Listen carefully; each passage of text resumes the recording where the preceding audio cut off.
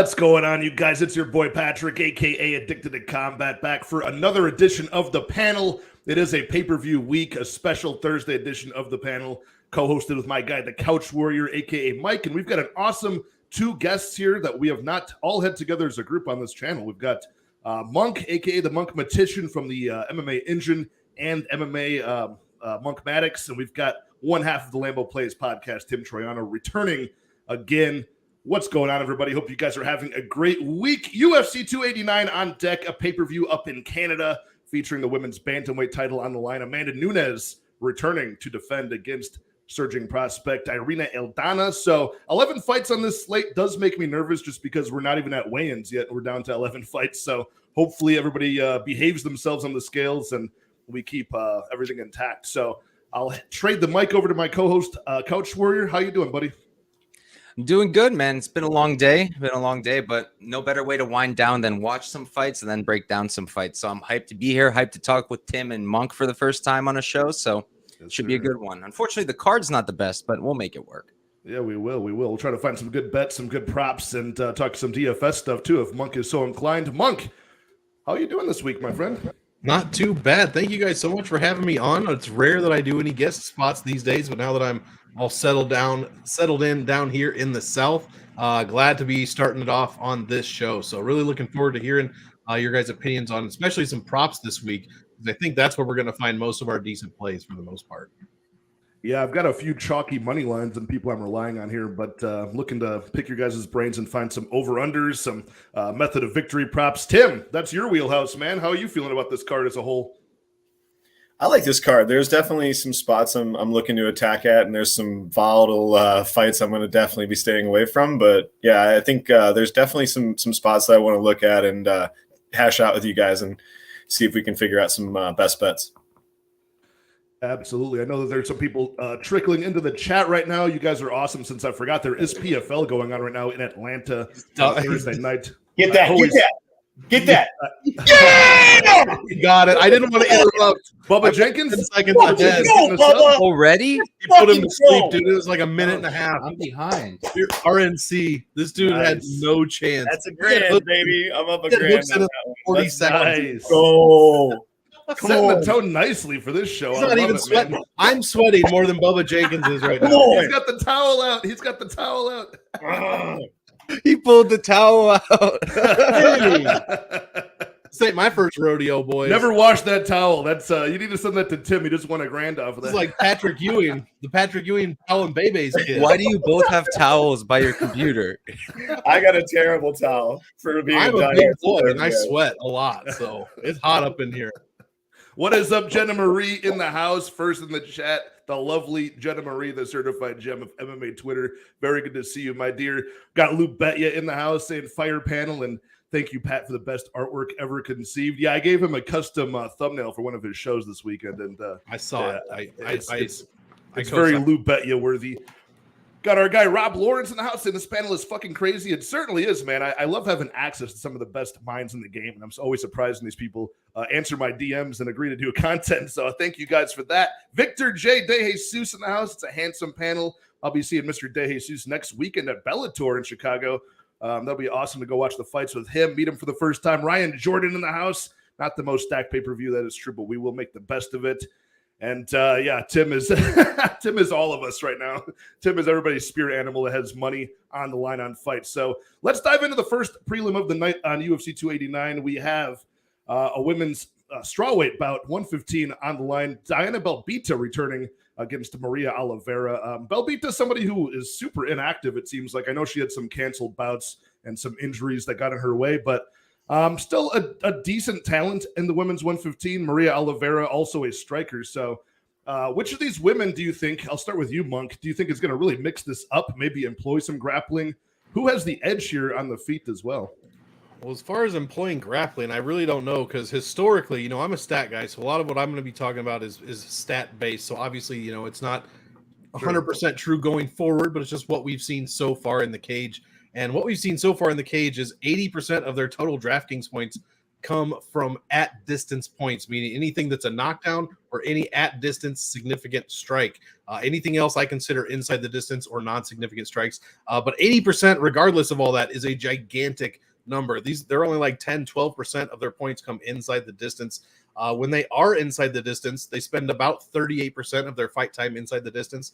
They control on average, and this is average together, about 8%. 8% of the grappling time is all they're controlling. The strength of schedules here are not good. This is a pretty appropriate curtain jerker type of fight here. Low level, low experience. I lean Belbita, but she's the one that's had a ton of time off. But I guess if you put a gun to my head and say who has the chance of grappling more or scoring better, mainly having a better outcome, I guess I would say Belbita. But man, I am not confident in that at all. These women are getting destroyed inside the distance. It's not even close. So I think if there's grappling here, we're going to see a head and arm choke, and it's going to be on accident. So yeah, I don't know. I'm leaning Belbita, but I'm interested in what you guys have to say about this one. Yeah, I mean, both have negative records in the UFC so far. You know, I've got problems with both of them. They both have gotten dominated in the grappling. I like Maria Oliveira's aggression and like her ability to bring the fight to her opponent, but Diana Belbita seems to be a little bit more technically polished. Tim, what do you got on this fight? Yeah, I mean, I think this fight's really interesting because this to me is like a minus like 300 or in the last 3 months for the Juergens fight of the night. Juergens Lotion. Both these chicks are flaming hot. Sorry about that, but it's just true. No, seriously though, charged up. He doesn't want a bunch of money. He's all right. No, up. I think. In all seriousness, I think Maria Oliveira kind of like her striking style is hilarious. She just has no real process. She just spams and throws like charges forward and waits for her chance to just like zombie forward and throw strikes at you, like almost like pitter patter hammer fists, so like standing hammer fists. She got dropped in her last fight by Demopoulos, which is kind of hilarious to me because not only Demopoulos' striking style is so bad, she's got T-Rex arms. She really can't reach anybody and hit anybody, and she's so small she's got to hit up too. So like it's just shocking that she kind of dropped her in that situation. So to me, I think there's like a couple of good props I would look at this fight. Clearly, I think Belbita is just a better all-around fighter than Oliveira. They're both really deficient defensively grappling, but Belbita at least has shown like a little bit of an ability to offensively grapple. Maria has no offensive grappling at all. She's no grappling at all. Belbita by KO, I don't hate, just from the fact that Demopoulos knocked her down last fight. I just think that it's not a terrible look. Maybe round 2, round 3 KO. But if she doesn't do that, which most likely she doesn't, these type of fights are always going split. Like they're just always, nobody's grappling. They're going to fight. It's going to be complete shit. And someone's going to think Maria looks prettier than Belbita, and 2 other people are going to think Belbita looks prettier than Maria. So they're going to go split decision for Belbita. Yeah, who do you think has more power in this one, Mike? You think it is Diana Belbita possibly getting that knockout, or do you think this goes to the scorecards? I think we're going to the scorecards. And like for me, this is probably like if you go into a dictionary and look up a past fight, this is probably going to be right there. Because our judging right now, you can't depend on anything at all. So if you're going to be betting someone, you want to know that they can distinguish themselves a little bit. Neither woman can, in my opinion. I think this is a toss-up. I personally like Oliveira a little bit more. I like her striking a bit more. It is kind of funky and weird, but I really like the front kicks, and I think she uses her range well. But they're just very similar to me. I see very similar things from both women, and I don't really expect either to grapple. If someone did, I kind of think Oliveira, but I don't really have anything to base that off of. It's just like an eye test. So I think Oliveira wins, but I think you should go nowhere near this with your money, like nowhere near close. Yeah, I'm on the same side as you on that one. I do slightly lean towards Maria Oliveira just doing more in the fight, just being more aggressive, pushing forward. I think she's a bit more naturally athletic too and fast. So unless I just think it's going to be tough for her to be like her limbs and her hips collected on a body lock of Diana Belbita, you know, who I don't think will even go that route until it's too late. She's already getting pieced up on the feet. But I like Tim's play the most on this fight. If you had to play something, the split decision, I see a lot of people are really safe in the community on the overs as well and parlaying that. Like not a bad call because it's 115 and neither one are that much of finishers, but yeah, something I just want to stay away from. And right now the odds, they have gone in the favor of Diana Belbita. She's like a minus 120 favorite, about even money on Maria Oliveira. So yeah, probably a pass spot on this one altogether. But yeah, I mean, as you can see, I think we're split even just in all four of us right here. What up to Chronic Combat Conversations, saying what a group, giving us the flexes. I think I'll be joining those guys in their channel next week. So good to have you boys in here. And Jenna saying she's not putting either of these two in her DK lineups. Any thought about that, Monk? I can't blame you there. If I agree with you, decision fight, we're looking at some low scores. Absolutely. So we can just move right along to something a little bit more interesting since we have our only debuting fighter on this card up next at men's flyweight. We've got David Dvorak returning to take on a short notice replacement and debuting fighter in Steve Erceg.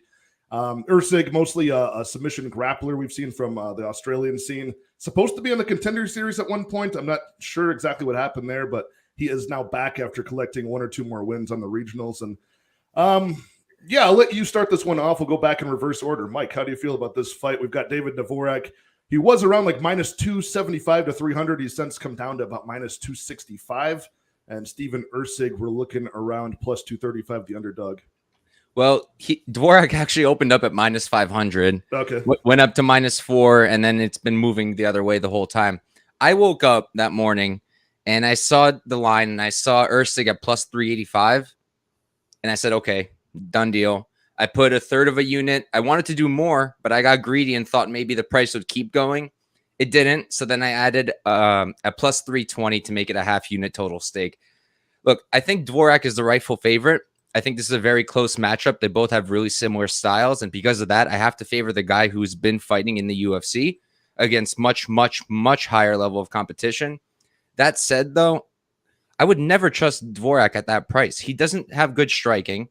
And does Erceg really have great striking? No, but I actually kind of favor his striking a little bit more. And then it's going to come down to the grappling. Do you really want to trust Dvorak at minus 300 or minus 280 to get the job done against a really good grappler in Erceg as well? Erceg is really good. I think a lot of people just kind of glossed over him, but if you watch his tape, like, he's a very talented guy, and I expect him to go far in the division. So at plus 385, plus 320, it was a no-brainer for me. Now, what is it? It's plus 250-ish. I'm not as excited about that anymore. I don't know if I would even play it because, like I said, I do think Dvorak he's just proven himself at a higher level. So I wouldn't go too nuts at this price, but I'm going to pick Erceg to win the fight. All right. Taking the underdog in this one. Can't blame you there. He does have a nice fat plus money number, especially, as it was when you saw it. But man, I'm not writing off Dvorak the way a lot of people are, man. I'm really impressed with the guy's skill set. And I do remember when he was entering the UFC on like a 16-fight winning streak before he faced some upper-level guys. I like his striking a lot in this one. A little bit more than Zach Johnson. What's up, Zach? And how saying Dvorak sucks. Pretty harsh words there, man. I'm eating a lot of chalk on Dvorak, man. Don't make me feel bad. Tim, how do you feel about this fight in general and what you saw from Steven Erceg on tape? Yeah, I mean, I think Erceg's a solid fighter. I don't think that he's he's spectacular standing. Like, I think that his style he's very hittable. I just feel he definitely doesn't want to be just striking in this fight. He's going to absolutely need to get this fight down to the ground and early. Coming in, I mean, a factor I don't think people are talking about enough is like, this is one of the biggest factors I bet on in tennis is like people that have to travel like late and they win a tournament and then they like have to travel the next week a really long distance in a short time, and you get lagged so easily, man. It's just so tough to not get lagged. And he's traveling a really, really, really long distance in short time. So the ability for him to like do his game plan and get his game plan off, in my opinion, is like, I understand people taking a shot at the opening line was minus 500. It's like David Dvorak shouldn't be minus 500 versus anybody with skill at all. But at the same time, it's like he's a skilled fighter, and he's like good at pretty much everything and not great at anything. And I kind of think that he's gonna just outlast Erceg in this fight, and he's got to really just stay safe in round one. Maybe you can strike with him maybe in round one, but just try to stay standing in round one and tire him out. And basically last around 2 and 3, and then he has to have a cardio edge in this fight, in my opinion. Just from everything that's going on, just short notice fight. Even if Erceg's been training, that travel is just not easy to do for anybody. So I either think Dvorak gets him out late, or I think it'll be a unanimous decision or something like that. Wins round 2 and 3, or 29-28 and 2 and 30-27, something like that. Yeah, I mean, especially when you look at just talking about the cardio aspect, you look at that Cody Haddon fight that we saw from Steven Erceg in the regionals. Yeah, that was a fight where it was just, I mean, he started to fade as the fight got a little bit tough there. I know Haddon was a really hyped prospect outside of just mixed martial arts, other combat sports, but yeah, there's some spots there where I just don't like his striking or his cardio very much. Obviously, the grappling is nice, but Monk, are you targeting this in any way, shape, or form this week? For DraftKings, I am going to be a little contrarian, and I will take CouchWarrior site here and go with Steve Erceg. $6,800, meaning, I mean, if you don't know, these salaries are pulled directly from the odds. So the wider your odds are, the higher your salary is.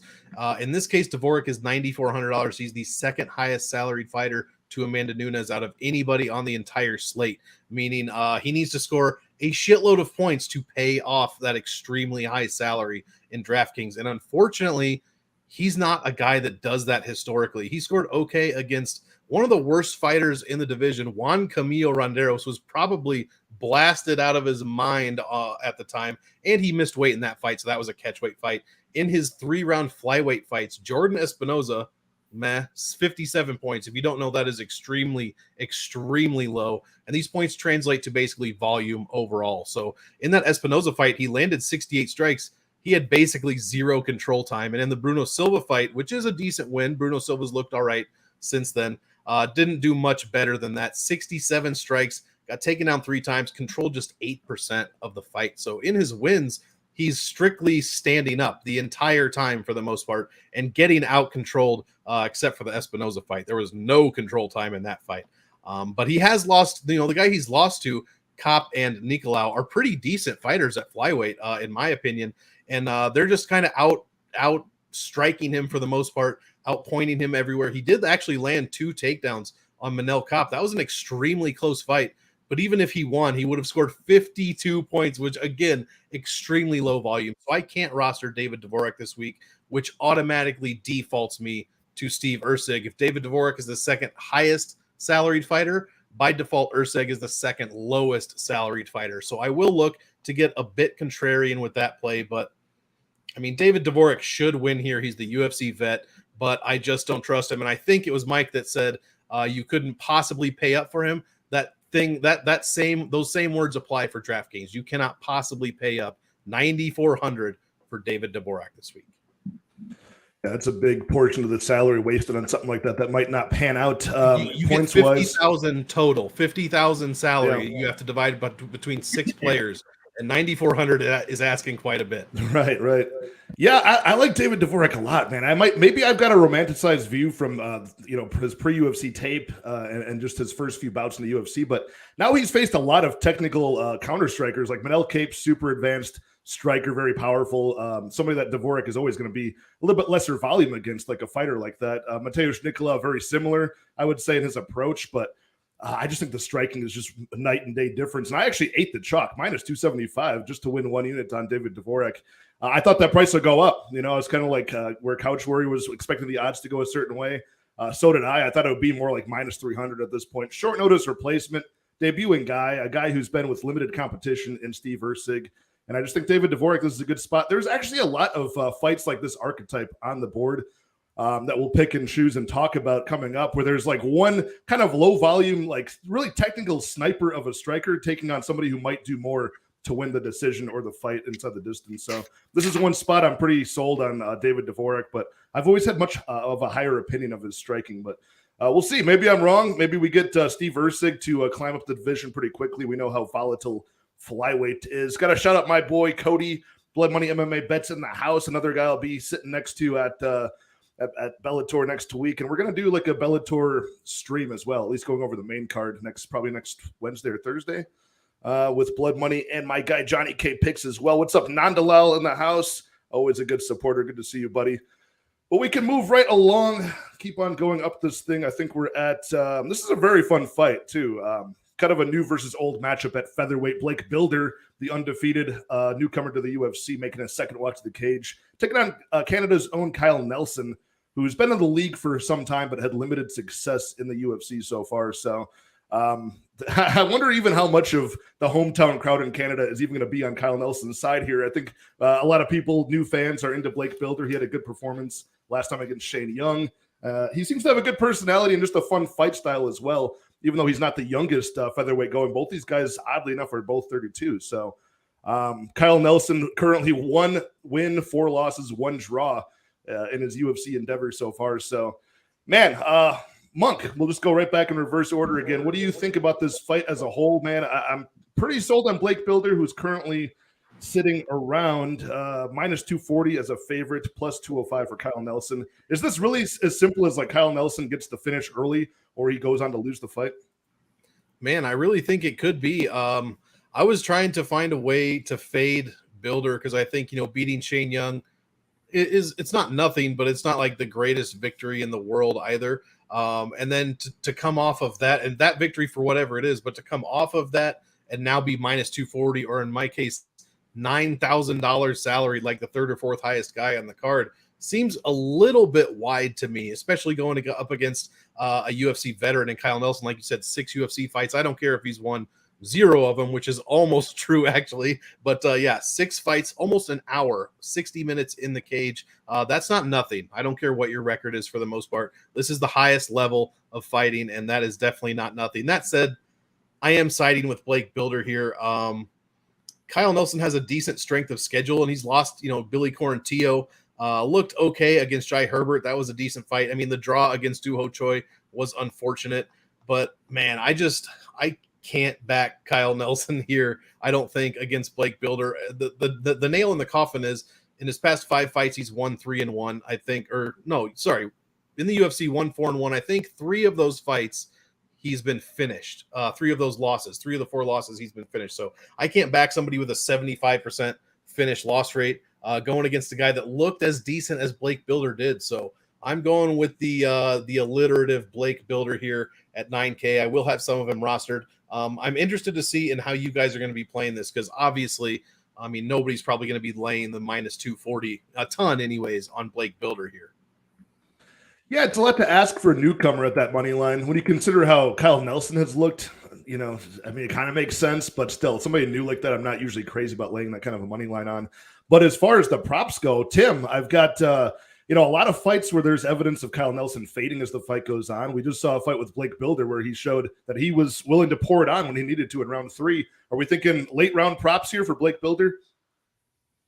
It just seems like an obvious spot to hit it for sure. And in these situations, it's like he could get it either way. So I like playing the round 2, round 3 in this situation. And, if he doesn't finish him, I'd kind of be shocked, honestly, with the way that Kyle's been fighting recently. And as you said earlier, most of Canada won't be rooting for him. I don't even think most of his family will be rooting for him. So, I just think that it's just one of those things. I don't know why, but people just don't like the guy. I think Bilder's, a clear pass for me, later on. I think there's going to be major guys that I hope Bilder finishes him so dominantly in the 2nd round or 3rd round and just wins so handily that everybody just keeps hyping this guy up and we get a really good line with this, just a quality fighter, even a semi-quality fighter, because I think he's just very meh.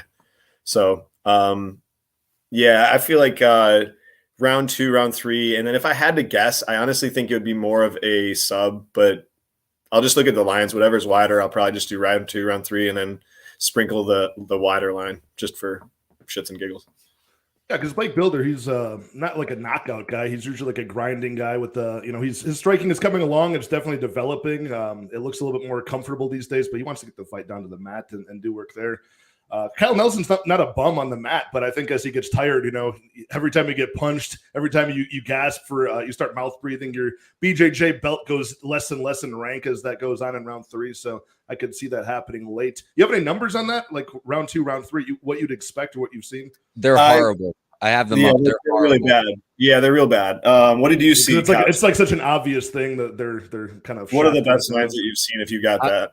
I'm just looking at fightodds.io, so it's just giving me bet online right now, but I'm seeing Bilder round 2 is plus 500, round 3 is plus 600.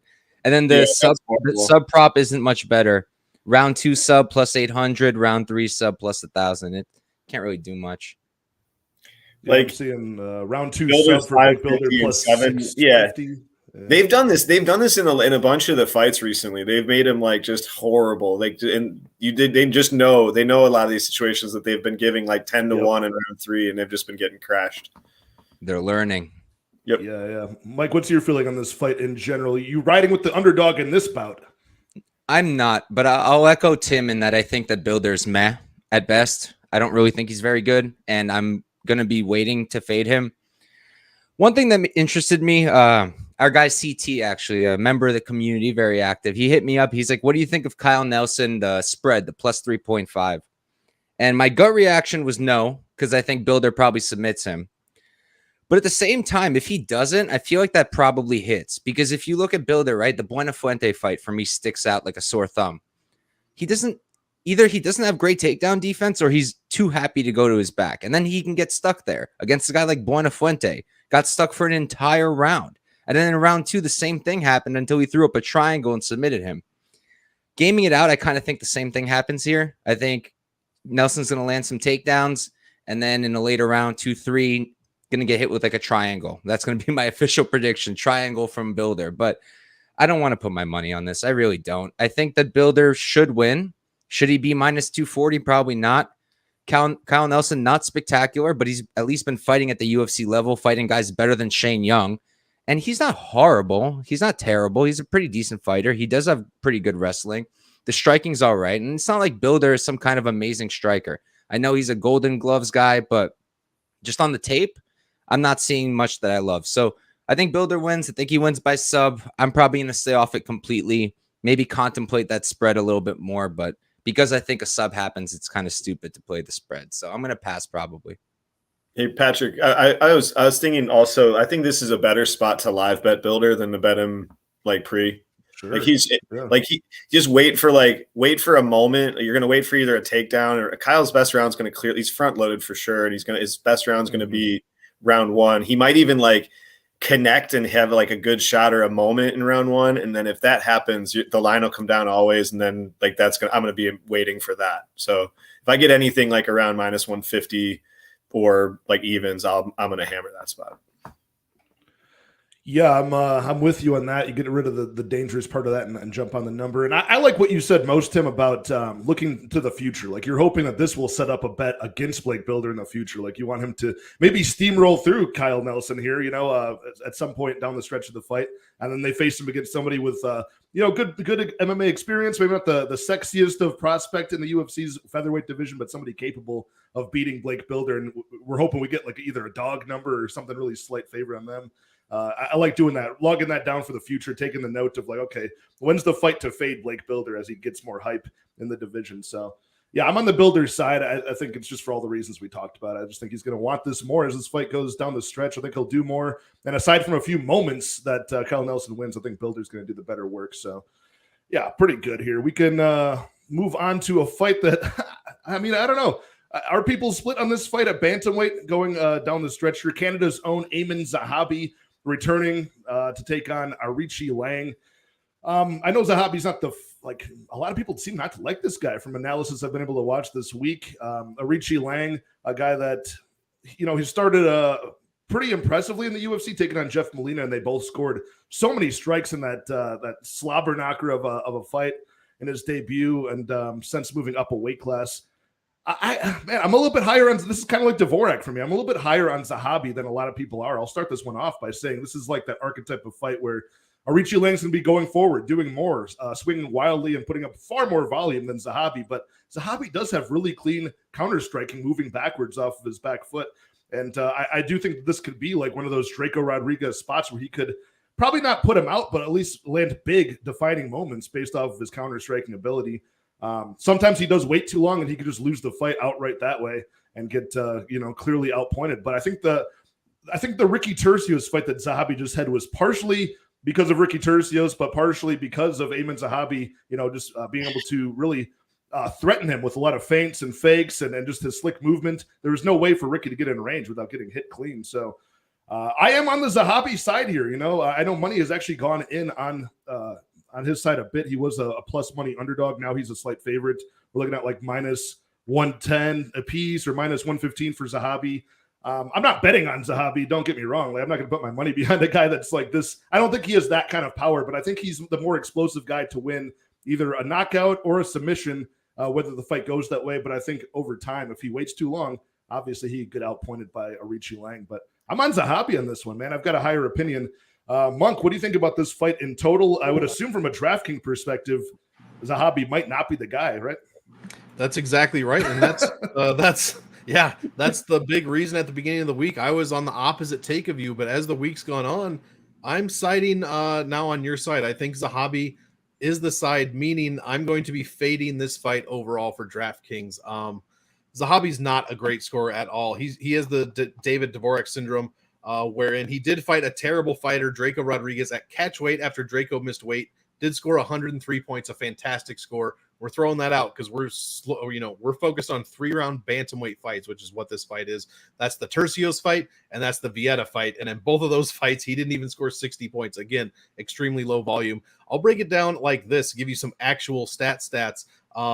Striking defense from Aoriqileng, 49%, almost 50%, less than average. It's 84th overall. I have 108 bantamweights in my database. Ayman Zahabi's striking defense, 72.79. That is number 5 overall out of all of those bantamweights I just mentioned. The other thing I will say is I pair that with the fact that if I could see my own stats here, Aoriqileng spent 44% of his total fight time inside the distance, controlled only 20.5% of that time. Meanwhile, Zahabi is the opposite, spend 10%, less than 10% of his total fight time inside the distance. So I'm thinking this is a stand-up fight. I'm thinking one of these guys, like you said, is a great counter striker, does not get hit, very low volume.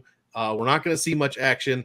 And the only other thing I'll say is Jay Perrin almost got it done against Aori. Jay freaking Perrin in the end of that third round. I mean, those last 2 minutes, people started to go crazy. Perrin really picked it up, and Aoriqileng was basically a dead man walking at that point. Somehow stayed alive because Perrin couldn't finish him, but stayed alive long enough to get the decision win. Long story short, I think I'm on the Zahabi side, which means I'm going to be fading this fight for DraftKings. 3-round decision, 50-point win. Nobody wants that.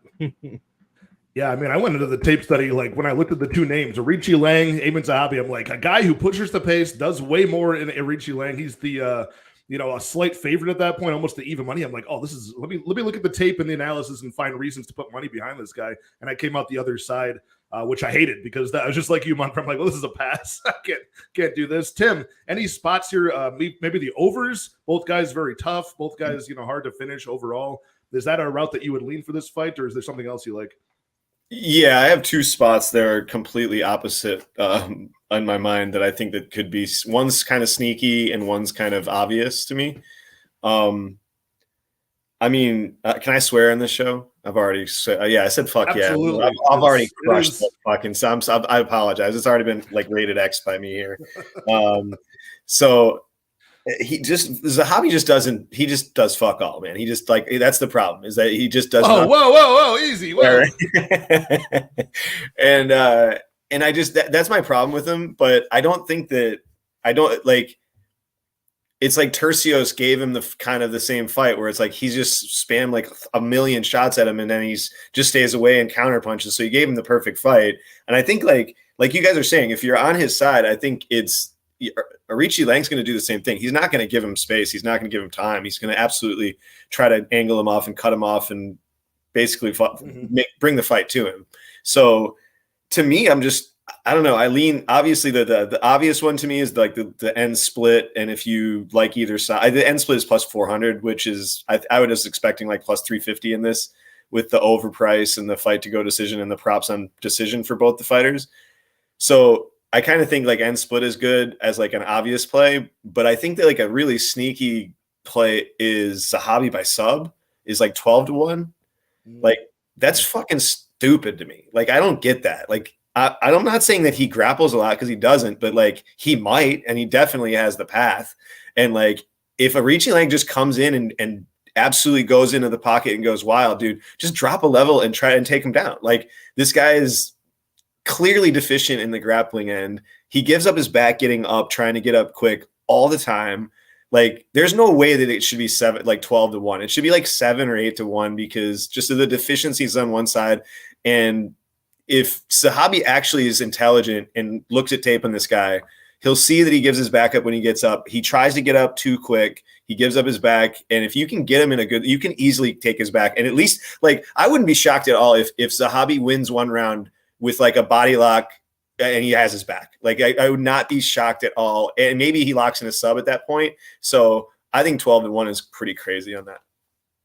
Yeah, he's a BJJ black belt. I can't remember if that's where it might have been where he started his foundation of martial arts, and they took some time off early on in his pro career, developed his striking at TriStar. But I mean, we got to admit that this is kind of a murky fight because Amin Zahabi has had layoffs. He's been off a lot in between fights. And it's just, we haven't seen a lot of data on this guy to know what to expect, even though he's already, like 35 years old. So there are some holes in the game. Like, I think he's gone for 6 takedowns total, gotten one of them. But when you got a guy that's as durable as Aoriqileng has proven to be, eating a lot of strikes, then that's where you look for, like, if there is a finish, maybe it is a club and sub or just a sub outright. So I do like that play.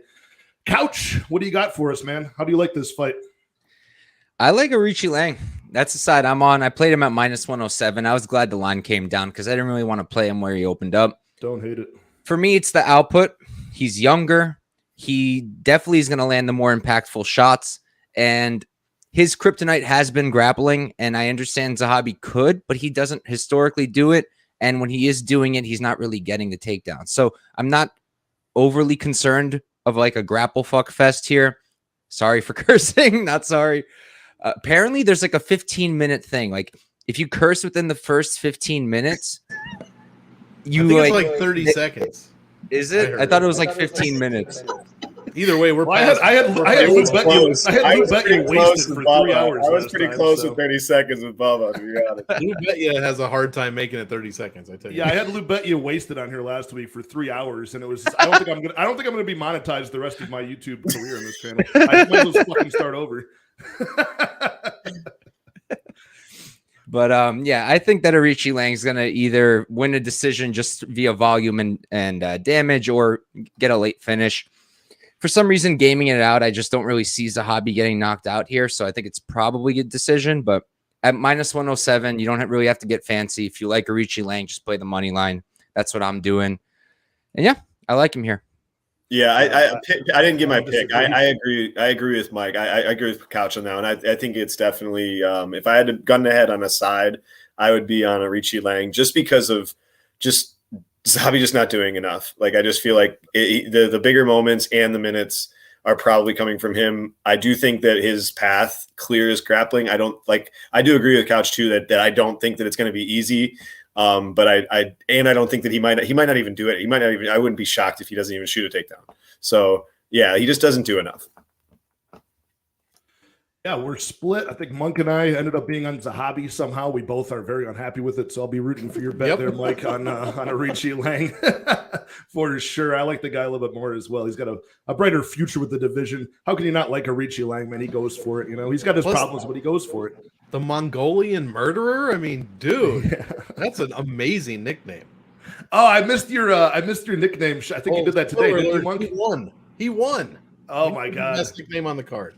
Monk, talk about that show real fast. Tell the people that don't know on your channel that show is just beautiful. Well, since everybody else is dropping F-bombs, we're just fucking around over there on the MonkMMAtics channel. It's called the Unnamed Nickname Show. It's just my mom, when growing up, she would, when we were watching football, she'd be like, oh, who's playing the Lions and the Bears? Well, a bear would beat up a lion.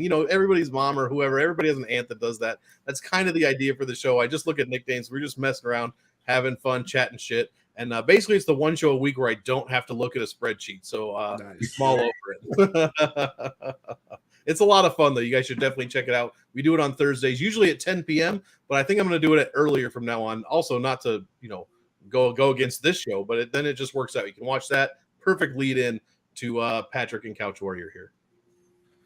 Yeah, man, I just bounce around time slots. I intrude at all times. I usually just try to accommodate the guests and things like that so we can have cool panels like this. But normally I'm on a Wednesday, and that's where Couch and I try to do it. But either way, man, we can move along to this should be a fun fight. Women's flyweight bout. Miranda Maverick coming in as a sizable favorite as usual over Jasmine Jasudavicius, Canada's own, training at Niagara Top Team, along with a few other fighters on this card. Now, the money line has come in a bit. I know it always starts off wild for Maverick, but it's gone right around that minus 300, minus 310 favorite for Maverick. Jasmine Jasudavicius about plus 260, the underdog here. And I know it's wrestler versus wrestler in this matchup, so a lot of people are kind of thinking that might be a wash. It might be more of a challenge than the money line would indicate for Miranda Maverick, and it might be a battle of striking. I tend to think that when these things happen, it's like usually the clear dominant wrestler tends to dominate the positions and control. And I think that's where Maverick probably will end up coming on top position for most of this. But her striking is also probably a bit better as well. But again, is it like good enough where we can have this minus 310 price tag on her? Maybe I'm not so convinced of that one. So I'm kind of staying off of this fight from a money line perspective this week and seeing what we can learn from Jasmine. But Jasmine, she started her mixed martial arts career pretty late, like at 26 years old. Maverick's only 25 now. So she's the younger fighter. She's had a lot more momentum, a lot more experience in the division against high-level talent. And she's done all right for herself, only losing so far to Macy Barber in kind of a robbery of a decision that should have gone her way, and Erin Blanchfield, who actually took her to a decision loss and did not steamroller and finish her. So that's kind of a feather in her cap at this point when you look at where Erin Blanchfield is at. So I am on the Maverick side. I think she could win the key moments on the feet and striking. And I think she will dominate the positions on the mat she needs to. But does she get a finish, Couch Warrior? That's the question here. Or are you on the underdog? Do you see enough value on Jasudavicius to pick her here? All right, so first off, if you guys see me making faces, it's because Martin Hamlet's about to make me shit an egg. I can't believe he hasn't finished this fucker. He's had this guy's back for maybe like 10 minutes now, and he's just not doing it. So if it doesn't happen, I might just have to leave the show altogether. But shout out to all 16 of you guys in the chat that are split in time between PFL and this UFC 289 action. But yeah, back to this. Look, I think Maverick wins. I do, but my favorite play was the spread. Actually, I like Jasmine plus 3.5. Plus 125 for it. I put a half unit on it. I did the math. You needed to win one round on all three judges' scorecards, and I'm not confident it will happen, but I'm confident it can happen. I think that in terms of the striking, I don't love Maverick striking. It's just all right. Not that Jasmine is some kind of stud on the feet. She's not, but she's also got pretty good striking. She's going to have the size. She's going to have the length, and she's got wrestling. Now, they're both different kind of wrestlers. Maverick, more of a traditional kind of wrestler. You see more double legs. Whereas Jasmine, you're going to see more throws, more trips. I feel like when you match those two styles up, it's usually the more traditional wrestler who's finding more success. So I do think it's going to be Maverick here winning the fight. But I do think that Jasmine wins around here at a decent clip. So I think the spread is pretty good. I wouldn't parlay Maverick. I just think minus 300 or whatever is too wide in a women's MMA fight in Canada, Jasmine's hometown, and with our current state of judging. So for me, it's just that spread, half unit, and that's it. What was the number in the spread? I'm sorry, I missed it. Plus 125. Oh, very good. Yeah, I think that's highly likely in this bout. So, Tim, what do you like about this one? I will start off by saying I'm on the Maverick side. I got a couple different takes on this fight. I definitely think if you're on Jasudavicius, her money line is obviously like a big enough number, but she's not finishing her coffee in the morning. So you just take her by split decision at plus like 400 and plus 1100 because nice. that's her path. Definitely a greasy ass split decision for her is like definitely her path. Her striking's awful. She's hittable. She's going to be just trying to grapple her all day long and cage push. So if she wins because of that and the crowd just going wild every time she reverses position on the cage pushing, like, you know, that's what I kind of see as her win path. Yeah. But I really do think like the finish for Maverick, especially by sub, is way more live than people are giving it. Just Jasudavicius has not fought anybody close to the level of strength and the level of jiu-jitsu that Maverick has. So like Maverick gets owned against people who are stronger than her or have better jiu-jitsu than her. That's why Blanchfield destroyed her, and that's why she didn't do well against Barber in the clinch. So like there's certain and I thought she won against Barber. So like don't get me wrong, but I thought that she was losing because of the clinch and losing because of takedowns, and she can like play off of her back because her jiu-jitsu is solid. So I think she can reverse if she gets taken down. I think she probably will get the takedowns more often. I think she's physically stronger. And women's MMA in the grappling and these positions, the strength difference is so much more advantageous than having better jits. Like you could be a fucking purple belt and tap a brown belt just because you're Karine Silva, like you just break them. Like they just can't do anything about it. So like, I think that's kind of like a factor here that I'm putting in. So I like the plus 420. The last time I saw a plus 420 on Maverick, I hit it and I won. So I like Maverick by sub at plus 420. And I think that it's more live than the line.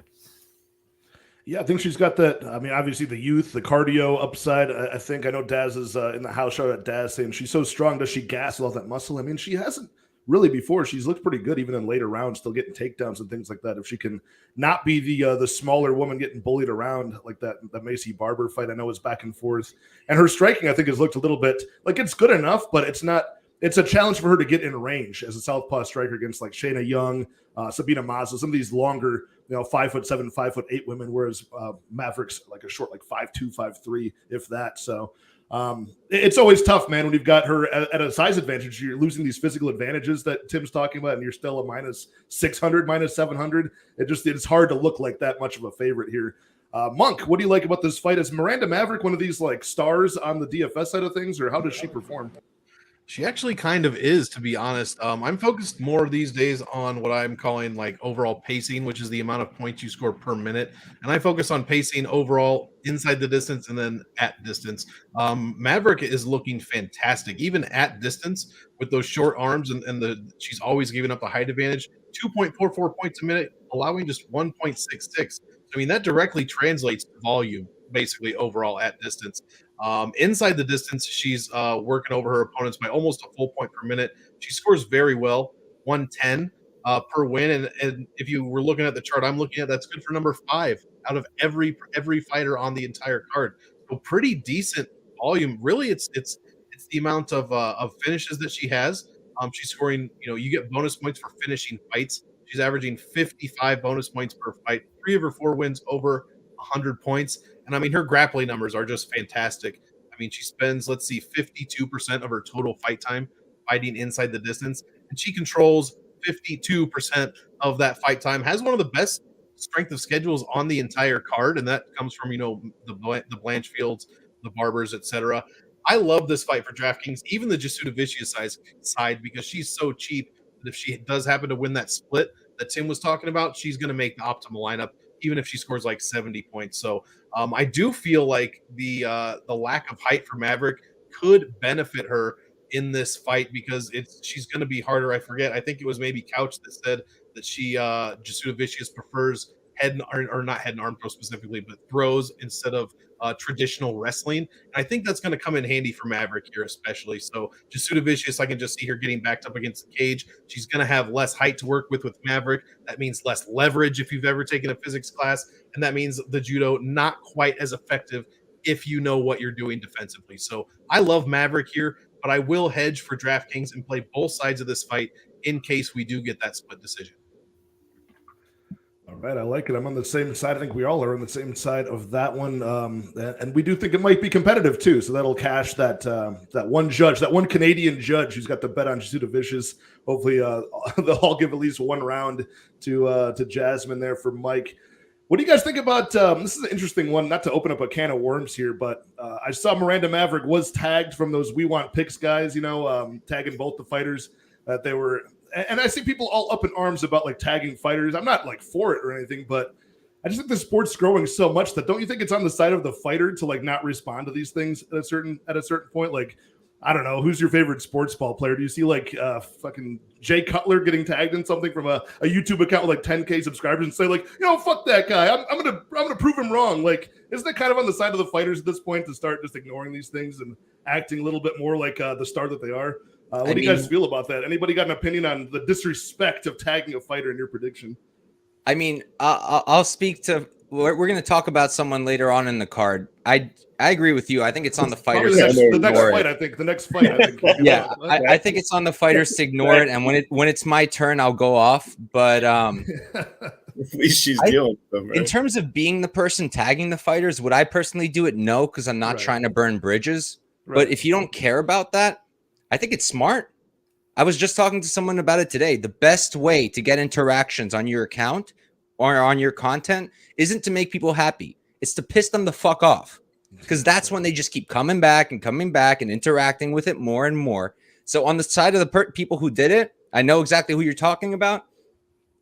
I don't blame them. They clearly don't give a fuck about relationships with the fighters. So if you're only caring about your content and your brand, do it. Who cares? It's helping you. That's why Tim's so popular. He's always burning bridges, pissing people off. I tell you what, I'll burn this bridge right here, man. That's the mayor of Scrubsville doing that shit. Like that's honestly like totally like the definition of Scrubsville. If you're looking up Scrubsville, you're looking up mayor of Scrubsville, it'll have a picture of that dude doing that shit. That's so Bush League. And and Maverick doing what she's doing, like I kind of take the approach like everybody competes differently. And like Gino Ariema, I listened to him talk about this one time at a seminar, coaching seminar, and everybody does shit differently. Like he had a guy that was writing like in his local paper, and it was shitting on him, saying like after his team lost in the final or the round of like the final four or something like that, and he's like, oh, he can't. This guy can't recruit anymore, and he doesn't coach the big games anymore, and it's like all these different shit, and he actually like posted back to the guy. He's like, "Who the hell are you, man? Like, are you even writing for Sports Illustrated? Like, you wrote for like a local paper." He like goes after, he hammers the shit out of him, and he's like, my wife's telling me, I don't know why do you care? Like, why do you even dignify this guy? And he's like, because fuck him. Like, he's being an idiot. He's totally a scrub. And I'm going to call him out for being a scrub because that's what he is. Like, I hate when people do that shit for clout and they do that just shit for follows. And it's just so fake. And I just hate it. Yeah. I agree with you. I think the problem with mixed martial arts, especially in my lifetime of watching this sport, is it's grown now to bigger than what we've imagined. And we're still like, when it was smaller, it was about martial arts and respect and integrity and respecting everybody's feelings. And it's kind of a more honorable thing than most other sports. Now we're on ESPN. Now we're with other sports. And it gets lumped into just that kind of like just degeneracy that goes with all of it. Like you got to kind of expect that it's going to be a little less about the martial arts code of conduct, a little bit more like how people have been, fuck the Jets or fuck the Bears. It's going to be on that level where it's like you got to just ignore some of it. But I do agree that it is, as content creators, we can be better than that. But at the same time, I think the fighters should also just start ignoring it too. But we can move along to that's a good segue into Chris Curtis at middleweight, the prelim headliner, taking on Nasruddin Imavov, who Imavov just came off of that 5-round catch weight, short notice loss to the cornerman and training partner of Chris Curtis, Sean Strickland. So we'll see if that has any effect in this fight. But all I know is Nasruddin Imavov is going to have a really big size advantage in this fight as a very large middleweight, 6'3". Chris Curtis always on the smaller side as a former welterweight.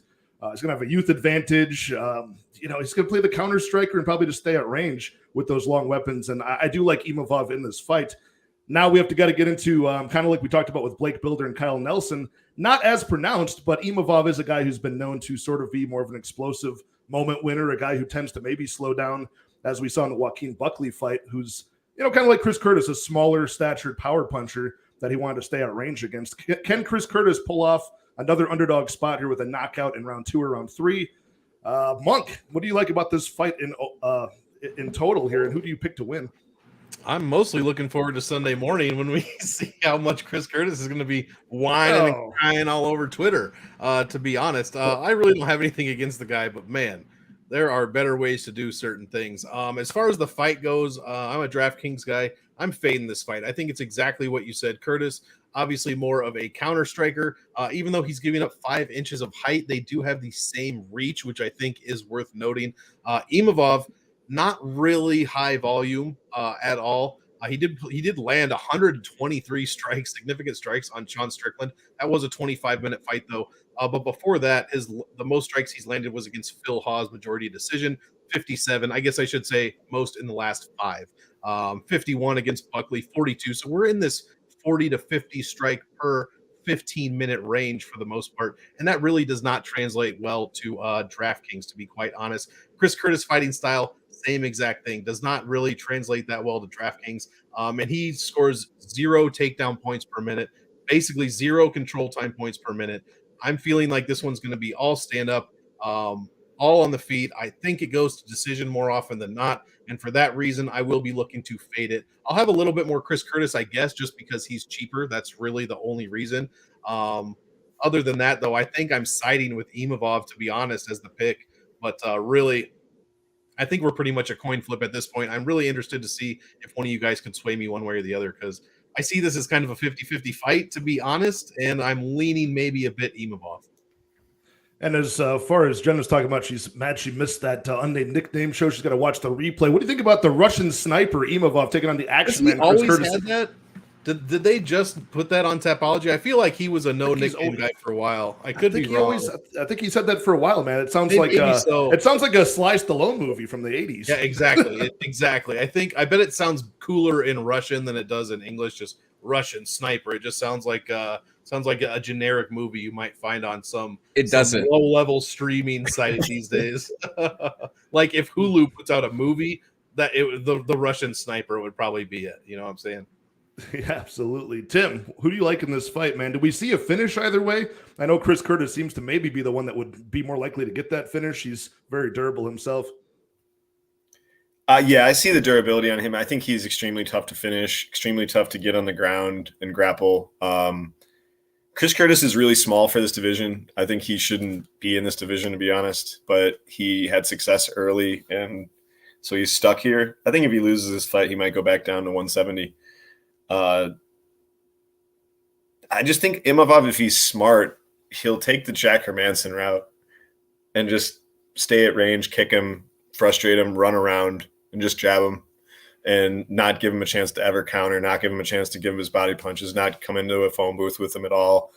And he can do that. He can fight that style. So it's just a question of, does he want to do that? I think he just would be stupid to try to grapple and stupid to try to cage push. I've heard people say that, he has an advantage there. I think he clearly has an advantage there, but I just think it's stupid to do that against Curtis, because then you're going into the pocket with him, and just any time that you just stay out of the pocket, just frustrate the shit out of him. Why he complains about people doing smart strategies. Like you gotta love when you can compete against guys that tell you I hate doing this. You're such an idiot. Next 5 fighters, just line it up. Here's the tactic, go at it. And it really should be Imavov's fight to lose. And, minus, like you're saying, minus a bonk, like a crazy bonk. And he hasn't shown to be, chinny, to get dropped a lot, things like that. So I think he's defensively responsible enough to win a decision here. I think Curtis is kind of drawing dead to a bonk or a split decision where he has some big moments in the rounds, and that's about it. What worries me is how Imavov starts off very, very technical. He can feint his way in range. He does keep his hands low, but he's long enough to get away with it against most guys. But when he naturally slows down and he's still relying on his hands low, the upper body and head movement to get out of the way of shots, as that slows down, and Chris Curtis is still in that mid-second round, right around that 7.5 minute mark, he's still pretty crisp and got pop on his strikes.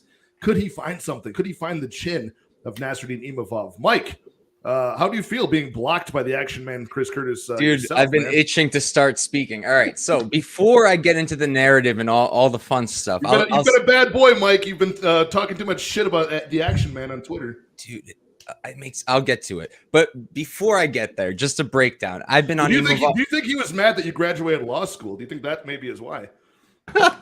Maybe he doesn't like lawyers or possible lawyers. I don't know, but I'll say this in terms of fight style. I had a bet down long before this drama with Chris Curtis.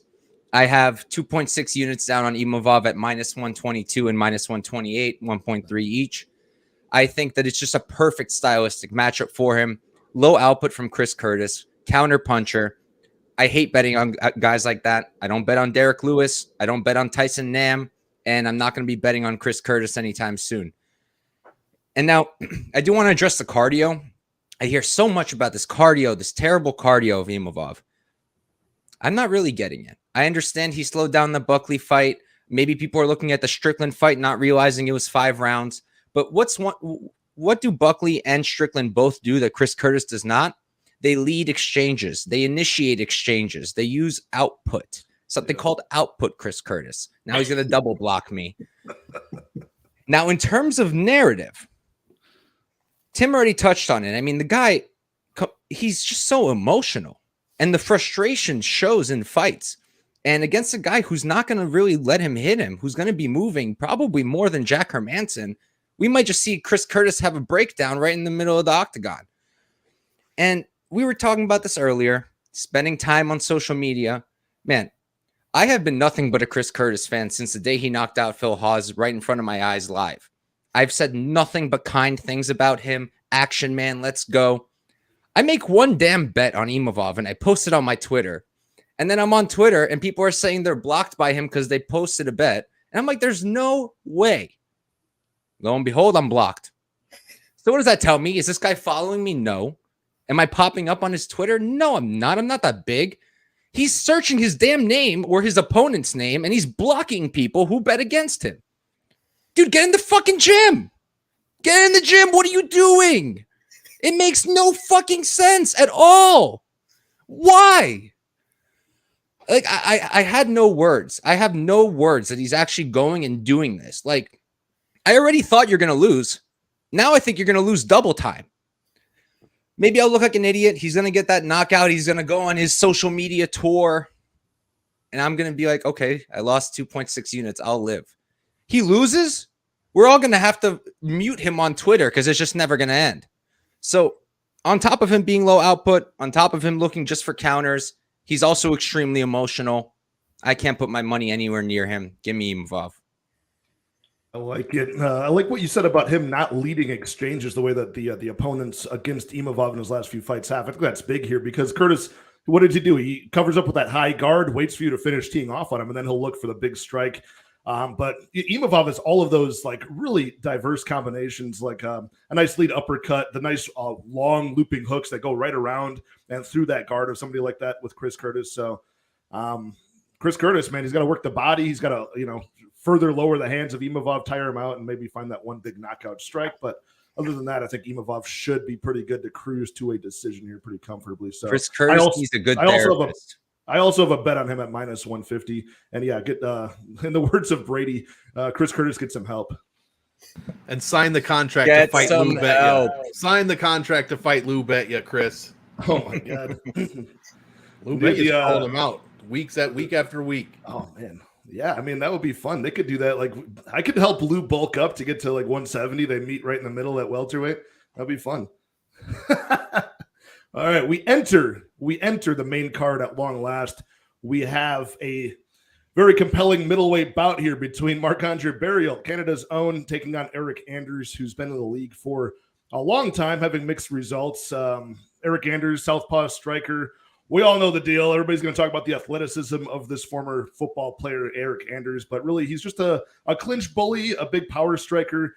Not a whole lot of volume on this guy, but he's been consistent over his career in the UFC with just using his physical advantages to get over on people and even threaten the wrestling in a lot of spots. And he's been pretty durable doing so.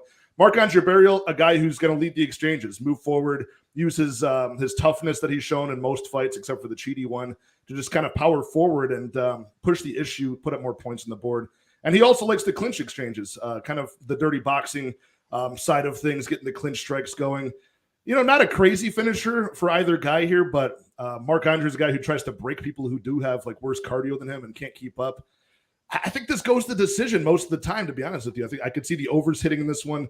And I do like Marc-Andre Barriault. I do have a bet on him at minus 140 on the money line. Looking for other ways to play this, though. Maybe that over could cover both sides if the decision doesn't go his way.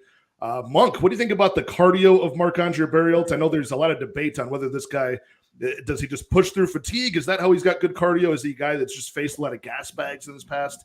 I tend to think he's a pretty good workhorse here from a DFS perspective. How has he performed on the numbers? Yeah, to be honest, I would tend to agree. I mean, I'm not Julian Marquez's biggest fan, but Barriault looked decent through all 9 minutes of that fight, basically. I mean, even had a little bit of control time to add on to that. Looked okay. against Jordan Wright there. I mean, by okay against Wright, meaning it was a catchweight fight and he finished him in 2.5 minutes.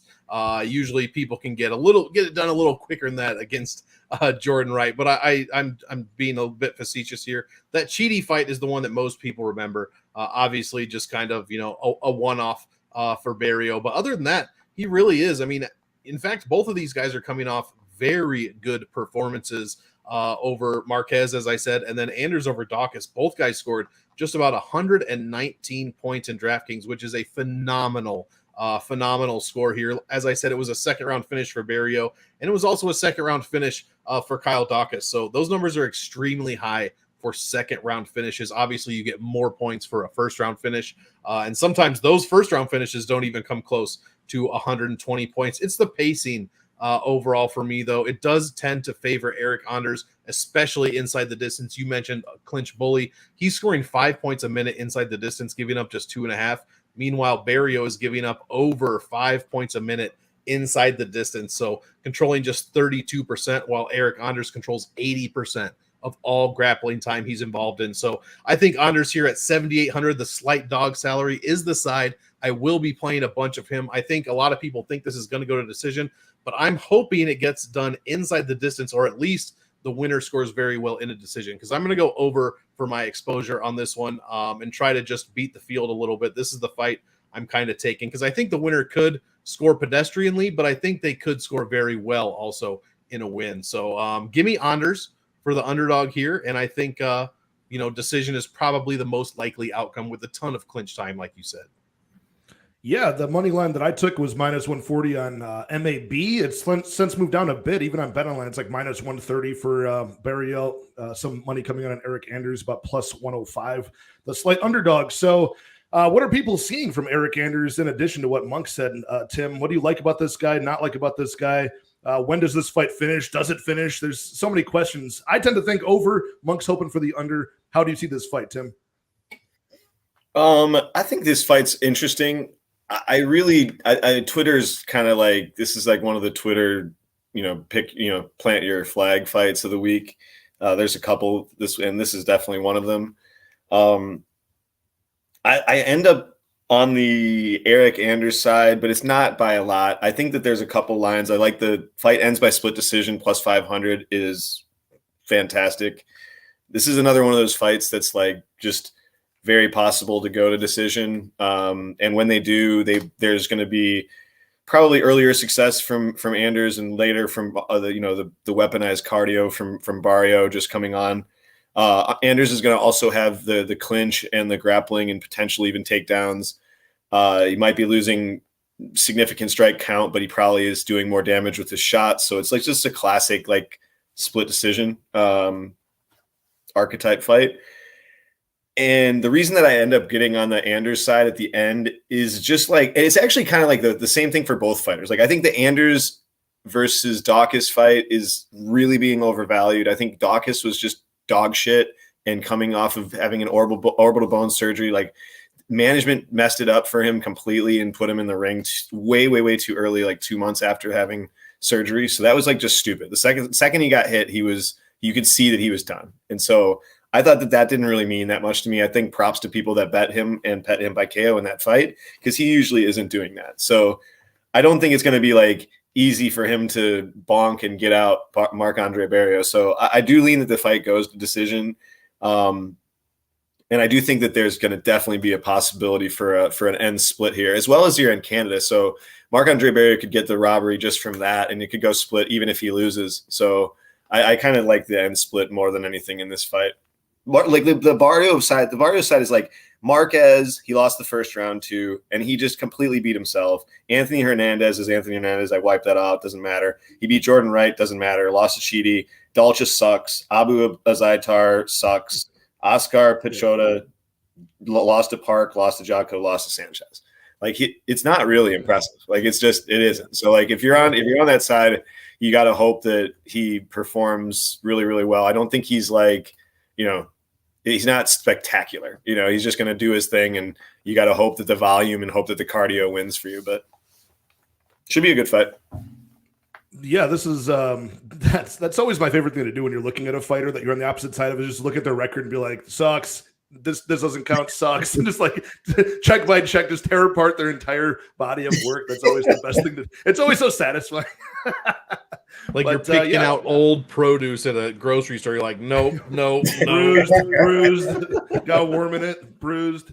Yeah, I tend to agree with a lot of those points. Though, to be honest, I think this does remind me of like Eric Anders versus like Junyun Park, or Eric Anders versus who am I thinking of? Like a Jotko or somebody like that. So just slightly getting outworked here, but both guys have only been finished one time apiece by sub and KO. And the Eric Anders one, that was only from Thiago Santos, right? If I remember correctly.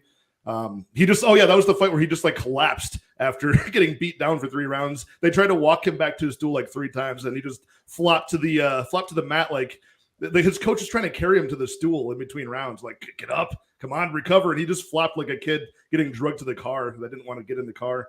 It was really funny. But Mike, what do you think about this fight in general? Are you on the Anders side like these two gentlemen?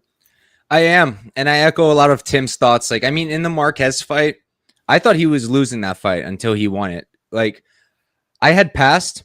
My pick was Marquez originally, and I chose not to do it because I thought Barriault might break him. It's exactly what happened. For the first round, I was like, damn, Mike, look what you did. You missed out on this great play. He looks so good. Monk, is that PFL? Is that a reaction to PFL? Yeah, sorry, my bad. You're slightly in front of me because I'm not. He was watching some very interesting porn. But yeah, I think that he depends on winning with his output and breaking his opponents, Marc-Andre Barriault. And I feel like Anders isn't going to break. I don't think he will. I don't think that Barriault's really going to bring that kind of. I just don't think he's going to break him. I think the striking, in terms of technique, I give it to Anders. The only thing I give to Barriault is the output and the pressure. And I give the wrestling to Anders. And I think it's going to be useful here. We're seeing Barriault get taken down by Jordan Wright 2 times. I understand the fight lasted like all of 3 minutes or whatever it was, but that was after Jordan Wright was like training with some Russian wrestling coach or something for a few months, and he wanted to come in there and try out his wrestling, and it worked. And he got 2 takedowns, and he got taken down by Dalcha in a fight that wasn't very comfortable to watch if you're a Marc-Andre Barriault backer. So going into this at plus 122, I couldn't miss out on Eric Anders. I put a unit on it. I think that he'll be winning in the clinch. He'll be winning the grappling exchanges. On the feet, I think he's going to land the better shots, just not more of them. So unless he really just fades, I think this is Anders, and I would have been comfortable with him being a favorite. So at plus 122, I put a unit down. Yeah, man. I mean, I'm the only guy on MAB in this spot, but when you cap the fight and you think that the plus money should be the favorite, that's always like a clear spot for a bet. So don't hate it there. Anders, he's a very physical guy at this weight. It's one of these guys where it's so confusing that he's able to make 185. Because when he fought Darren Stewart up at light heavyweight and that rematch, I mean, he looked perfectly comfortable being at 205, right? And he's done that a couple of times throughout his career. He's just a hugely muscular specimen at this point. And now he's old enough at like 36 years old where he's never going to be able to cut that weight. That's kind of just like stuck on him. So, yeah, I don't hate it. I'm interested to see this fight, how it plays out. So we can move right along to a very fun fight up next. Fan favorite, potential fight of the night at featherweight between Nate the Train Landwehr and Dan Ige. Super fun fight. This one cannot disappoint just because Nate Landwehr always brings the fight. And this, again, fits in that archetype of fight we've talked about before where it's like Ige certainly has the more technical skill set, but Nate Landwehr is going to bring the pressure and the pace and potentially be the guy that can get sniped off here.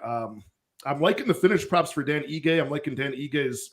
Like his money line is a little steep at minus 250 plus 210 for Nate Landwehr. For a guy in Nate Landwehr that's going to bring the fight and really try to fight for your money, always a sexy underdog pick. I just think this is a step up in competition that is a little bit like the ceiling of where his talent level is. Ige, I think, pretty high of his power. I think pretty high of his boxing. And I think his grappling is kind of slept on a bit as well.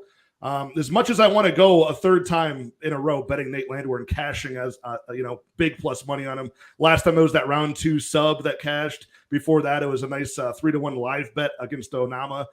I find myself on the Dan Ige side. I think he's going to be too technical here. And we have seen that, Dan Ige can push forward as well. Like Nate Landwehr is okay with accepting being on the back foot against the cage and getting kind of sniped off by strikes early. So, yeah, I'm on the Ige side. I think he gets a finish at some point in the fight. I just don't know when. Tim, do you have any idea of when this fight might end for either man? I mean, I think it's probably early. I don't know. If the thing that kind of goes back and forth in my mind for this fight is the only thing that I would not play Dan Ige by KO. I just would play him by inside the distance. The lines are like 30 cents, 40 cents off of each other. And you're just going to get heartbroken if he subs him, which I actually think is way more live than people are. They're not even talking about a sub for Ige, which is club and sub is super live. If Landwehr tries to grapple a lot, I think that it's possible that he could get am I wrong? I might be wrong, but didn't Ige come into the UFC as a grappler? Or am I wrong? Yeah, he's got like a BJJ black belt in his back pocket. Yeah, I thought it was. He does mix in the wrestling from time to time too. It's just lately we've seen better wrestlers than him take the issue. Yeah, like exactly. Super slept on grappler. Of course, we're talking about Movsar Ivleev. Like you're not going to look great against that guy either, right?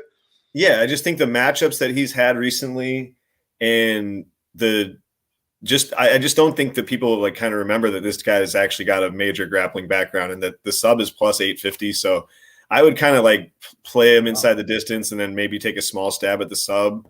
But I think that the durability issues that people are talking about on the Landwehr side are kind of like overblown. I know he's been knocked out twice, but both knees, like that's like totally different. I mean, just let somebody knee you and see what happens. Yeah, I just think it's a little bit overblown. So I said early because I think like if it does happen, I feel like it could be just Nate crash in the pocket like he does and maybe getting bonked because Ige's power is powerful enough to knock out a lot of guys. But I really do think that sub is live for some reason. I don't know why it's itching to me, but I think it's more live than the line says. Hey, Daz Files is on the sub. My guy Effie from the Any Action Sportscast is on the decision prop here. But yeah, I can see your side for the sub because Nate Landwehr loves to go for the grappling. You can see him getting hurt or stunned on the feet, diving in for a takedown, getting his neck snatched up or something like that. I could see that certainly happening here.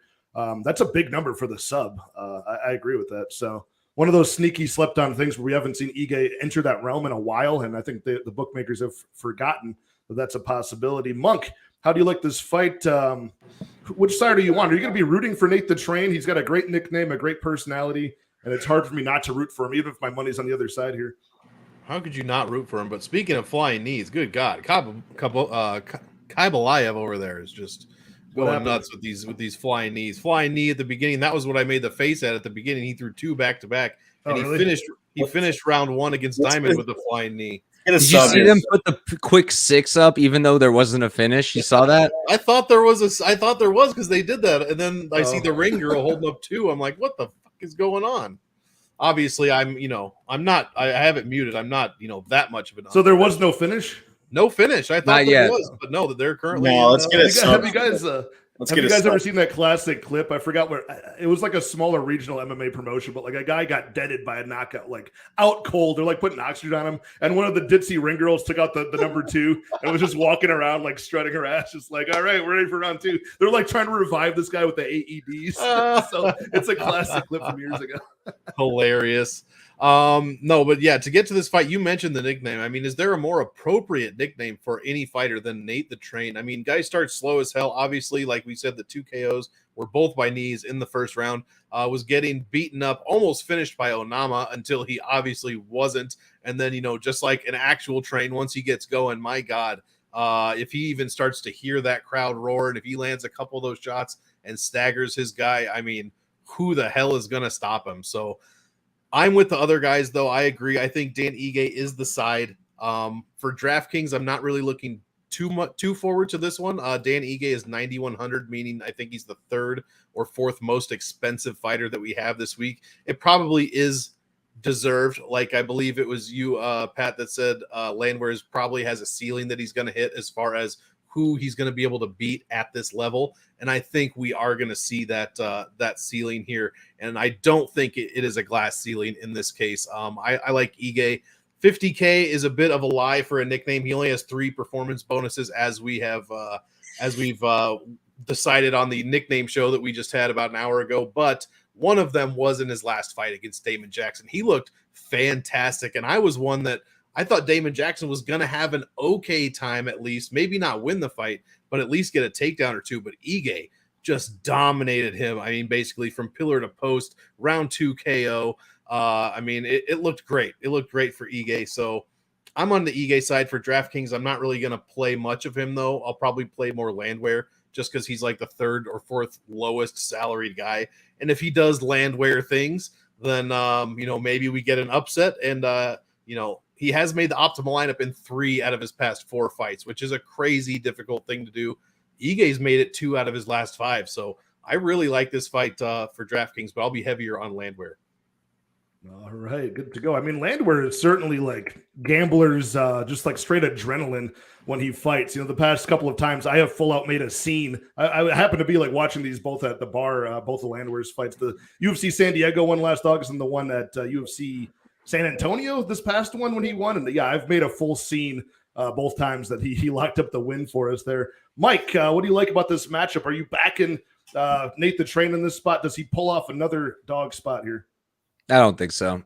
I think this is a really rough matchup for him. It's just stylistically, it's terrible. The guy loves to get hit. It energizes him. God damn it.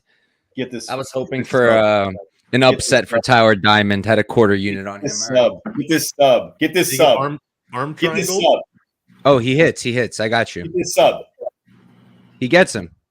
Yes! It already happened. It already happened. Nice. Good job. But in terms of the matchup, I think Landwehr is just too hittable. I think that's really all it comes down to. I don't see what he's going to do on the feet to Ige. That's really it's going to have to be just pressure, output. Is it impossible? No. That's why I played the under and not Ige ITD.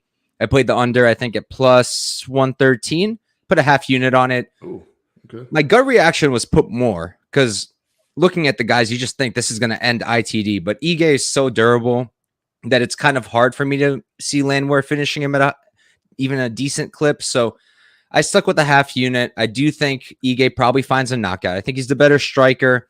I think he's just the better martial artist overall. He's definitely faced a better competition against Damon Jackson. Like I really felt that Damon Jackson was going a little bit above his level, and Ige showed it. So when he's fighting guys that it shouldn't be close, it's normally not close. When he's losing or having close fights, we're talking Josh Emmett, we're talking the Korean Zombie, we're talking much higher level guys. I love Nate. He's super exciting, but I think he's way too hittable for this kind of fight. So I think Ige's going to knock him out probably round 2 or 3.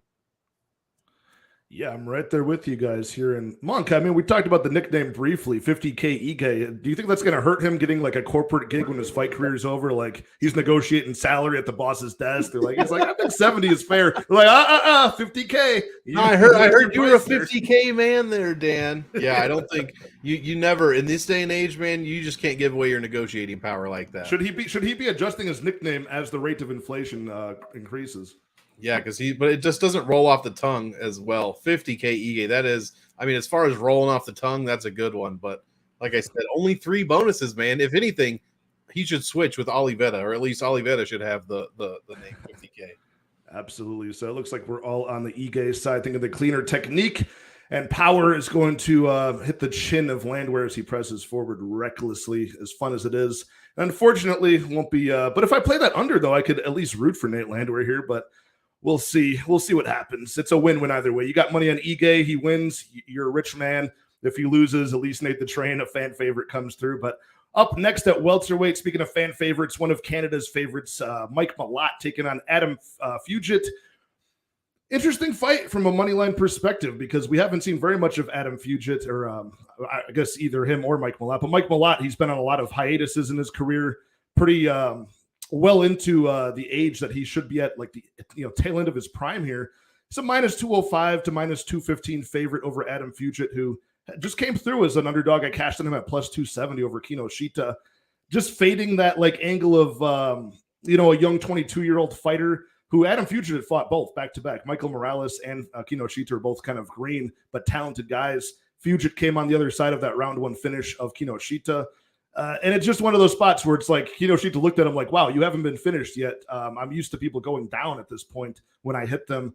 I don't think Mike Malott's going to be that type of guy. Like he's a more advanced, he's, had coaching roles before. He's been in the game as a combat athlete for a while, a lot of competitive experience, and another guy with clean technique on the feet, clean technique on the mat. The only issue is the question mark of can this guy go past one round into round 2, round 3, and be successful if Fugitt doesn't just, get finished early. So I'm not crazy about the technique of Adam Fugitt. I'm not crazy about his chin. And I think he is one of these really awkward, like Keith Jardine type of fighters where his unorthodox stance kind of does work for him in spots. But can Mike Malott see through that? I think he does. I just see I see a talent where I'm not too worried about him and his ability to fight in later rounds. I could be wrong. We haven't seen it yet, but I am on the Mike Malott side. I've got 1 unit on his money line at 205, and I'm looking to maybe play him inside the distance here or maybe some form of the unders. So, Mike, what do you like about this matchup? Do you like Adam Fugitt? And if so, why? I don't like him here. And I think people are just falling into this classic trap where they either cashed the dog last time or they went really heavy on Kinoshita. And then now they're like, okay, now Fugitt's going to win the next one too. Right. I think both of those things are a mistake. I had Fugitt in the Kinoshita fight. There was a very, very clear path there. Kinoshita on the regionals was getting taken down by old men. So did it make sense that Fugitt could take him down and finish him there? It made a lot of sense. It doesn't make as much sense here. If you're betting Fugitt here, you're really just betting that Malott isn't any good out of round 1. And you don't have any proof of that. I can't prove that he's good out of round 1, but you can't prove that he's not good either. Like we haven't seen it. We saw it one time in like 2015 in Bellator where it goes to a draw and that's it. And he didn't even look good there. He looked horrible.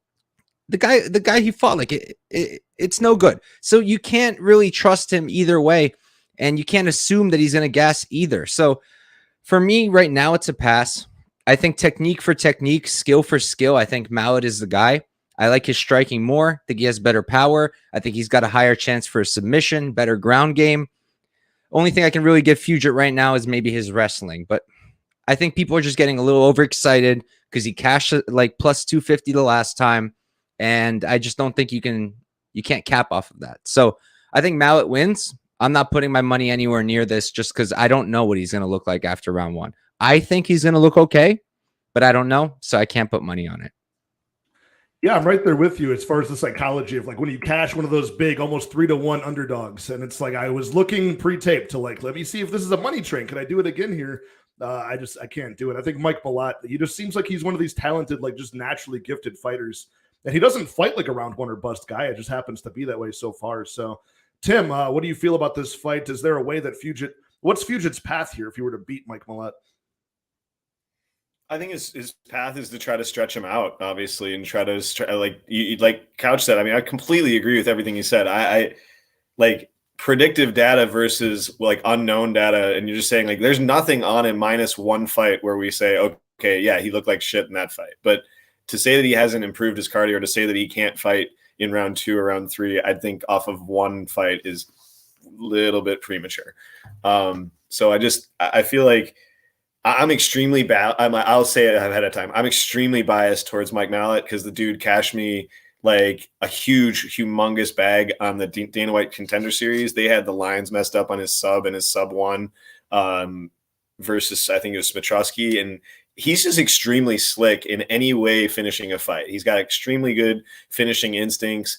And I think he's like one of these classic guys that MMA Twitter just fades because of there's clear, like, it's the same thing that Couch was saying. Like, it's just, you don't know on certain stuff. And he hasn't shown like he's super durable. He doesn't take shots really well. There's a lot of stuff to like, people are like, okay, there's red flag, red flag, red flag. He's always a favorite. Why are we doing this? And I love fighters like him and like Cheeto Vera type fighters where you're like, dude, this guy can kill you any way, anytime with one shot. His finishing instincts, as soon as he hurts you, he's going to go for the kill. I love guys that can finish a fight and win a fight at any moment. So I don't necessarily, I do have a lean on the finishing. His girlfriend is brother I worked with last year. He was a professional tennis pro at my club. And I text back and forth with him, and I just think that there's a better chance for the KO here in his mind. I do think that the sub is live, but I think it more would be like a club and sub, or like a club him and then like a panic shot, and then he like a front choke series that he catches him on. Because he's really, really slick with that. And I feel like I kind of lean the KO, but I would not be shocked if it's a club and sub. Yeah, I mean, Monk, we're talking about the lacking data from a guy like Mike Malott, and also we have only seen a couple of fights now for Adam Fugitt. How do you use that? Do you a pass on DraftKings with that, or is there a way that you look? Do you look in the pre-fight, a pre-UFC tape? How do you attack that from a DraftKings angle? Well, from what few stats I do have, they're all screaming at me to just play this fight. Mike Malott scoring obviously extremely well so far in the UFC. 4.44 raw DraftKings points a minute, almost 108 per win over his 2 wins. I mean, he scored 104 against Johan, 111 against Mickey Gall. Obviously not the greatest competition, but I do like Michael Morales actually, but Fugitt absolutely destroyed Kinoshita, like 4 takedowns and a TKO finish in the first round is almost unheard of from any fighter at any weight class. That said, I mean, like Couch said, there was an obvious path there. And he allowed over 100 points to Michael Morales in his debut. So the point of all that is to say there are tons of points flying around Mike Malott and Adam Fugitt fights, win or lose. We only have like 23, 24 minutes of UFC cage time between these guys. But each minute is just full of points. It seems to be nonstop, whether they're getting beat on or doing the beating. So I love this for DraftKings. I'm with all of you guys. I'm with Mike Malott here. Fugitt, I will be having some of him in my lineups in case, what I don't think is going to happen happens. But I'll be, this is a lot like a fight that we will talk about, we'll just say the main event of the evening. This fight mirrors that fight for me in a lot of ways. But the one thing here, both sides love to grapple. Mike Malott, 86% of grappling time controlled. Adam Fugitt, 95%, but a lot of that was the Kinoshita fight, so not much resistance there. Long story short, I love Malott here, but I do love this fight for DraftKings. I'll have almost 100% of it, I'm sure. Nice, that's strong here, and we got my guy Effie having a classic D Trump reference, beautiful. And Dale from the Punch List MMA podcasting. Sorry, okay, all right, Dale. I'm glad that you arrived. All right, Diana Belbita versus Maria Oliveira. We're going to start this from the top, boys. Let's. Oh no, not again! Hit the reset button. All right, yeah. I mean, guys, should I be playing like the unders? I mean, the under is juiced at like minus 265 for under 2.5. What's the play Mike Malott? What's the under one? I parlayed the under 2.5 with Ige. What's the under 1.5? We're looking at, it's like a pick'em, under 1.5 minus 120. That's pretty good. Should I play that, or should I play the inside the distance for Mike Malott, which is about this? It's about the same price, and we're just assuming that history repeats itself. He gets that finish, it would be under 1.5 rounds, right? Maybe I could cover both sides here. I want to add an extra unit on this fight, but I want to do it with maybe a spot that could save me if he slips on a banana peel. But, yeah, I don't hate Couch's philosophy on that. Just taking the under 2.5 with something else that you like and getting the line down too. Because if he doesn't, there's a chance that Fugitt could finish him in the next round. Yeah, because I'm gonna add something, because I just have that one unit on his minus 205. I was looking to add something else and kind of make it something that could potentially save a mishap from happening on the Malott side, but I think he gets it done. We're all on the same side of that one. And we can move into the long-awaited co-main event that is really carrying the weight of a lot of the excitement of this card in general. Shout out to all 17 of you guys in the live chat. You guys are awesome for watching the PFL 4, as well as watching us on here talk about this 11-fight pay-per-view. Thank you to Monk, and thank you to Tim Troiano for joining myself and Mike for this panel. This is an awesome one. A lot of good insight here. Hope everybody's taking notes.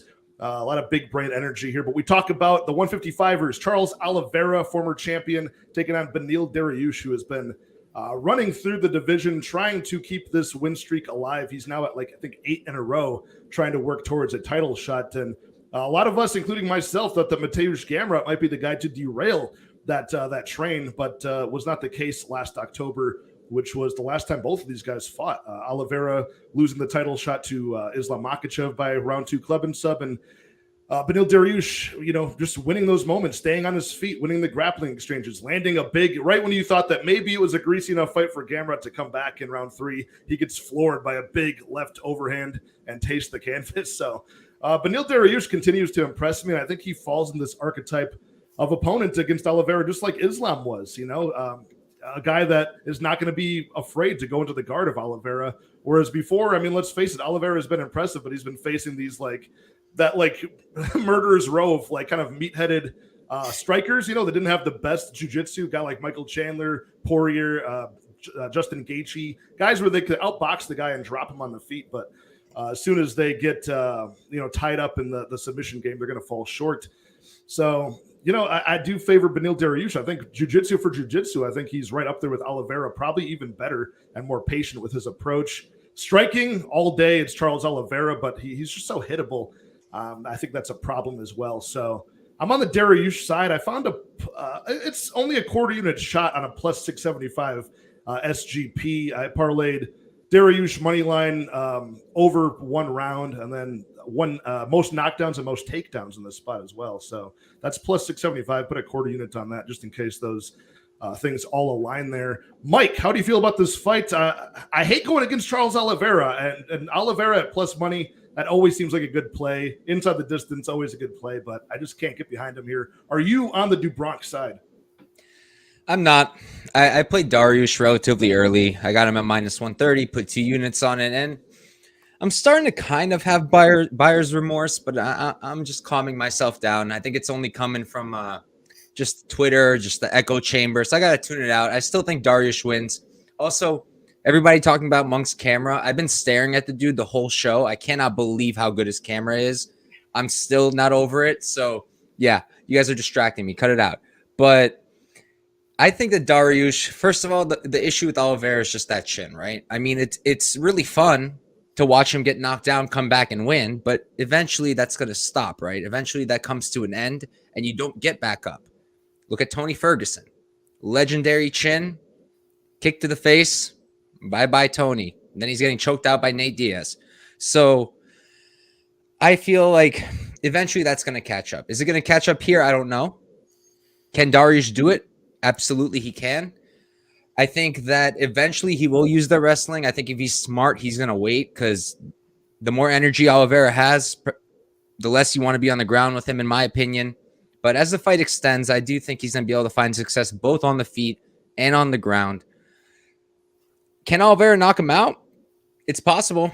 One of my favorite exchanges of all time in MMA is Dariush, Drakkar Klose.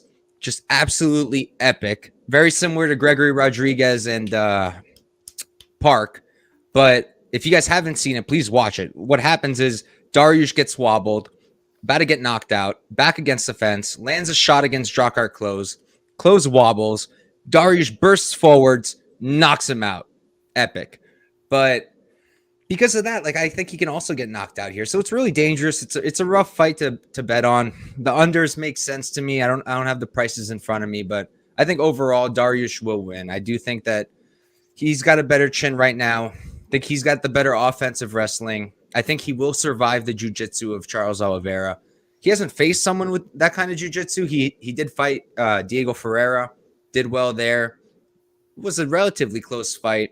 I do think Oliveira is a better... I don't know who's more credentialed or anything like that, but just my eye test, I think Oliveira's got the better jits in MMA than Ferreira does. But I still think that Dariush will be able to scramble out of anything too dangerous, and he'll probably win a decision or a knockout. But I'm going to go with decision for Dariush, and I did play his money line for 2 units. I'm minus 130. Great, nice. I'm looking for a way to attack this. I just did that same game parlay, more of a lottery shot of those 4 things aligning. I wanted to say I like that, Pat. Yeah, because I just see those things happening. Charles has gotten dropped in his last 4 fights straight. I don't think they technically included the Chandler fight, but he basically got dropped there and flopped to his back. But Neil's not going to be afraid to take him down and just pin him down.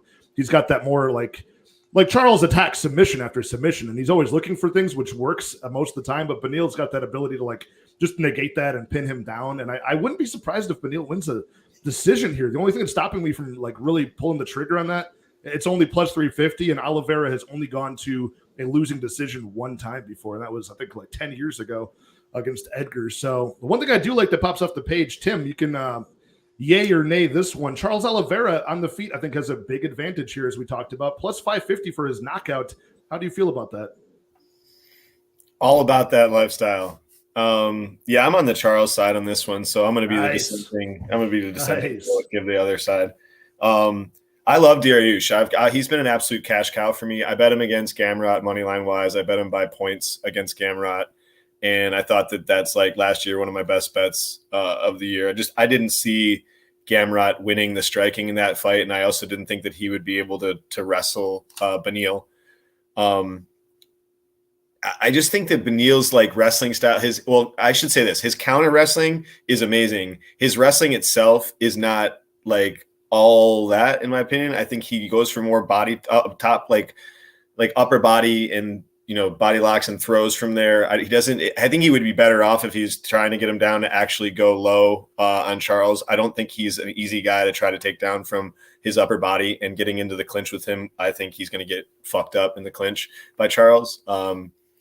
Charles is just super dangerous in that range. I mean, he murdered Poirier anytime that he got in that range. He murders most people. And I think the drops are, I think they're both I think it's weird because I think, yes, he's not showing signs of durability. It's never a good sign to have those reactions. But I also feel like doesn't need to stand up when he gets hit. So he uses it as almost a time to like get the cobwebs out when he gets hit, and these guys bonk him, and like Chandler, Gaethje, none of them are going down to the ground as soon as they hit him and knock him down. The only person that capitalized on that was Islam. And I kind of feel like Dariush is not going to be afraid to go to the ground with him if he knocks him down, but I do feel like it does give Charles like a second to get himself together and actually then be able to like regroup a little bit. So it's a tactic that he uses in his fights. So I don't think it's just like that he's just terrible durability. I think he knows that if I get bonked, I could go down. Nobody's going to want to come to the ground with me, and I can get an extra 5-10 seconds or then get up.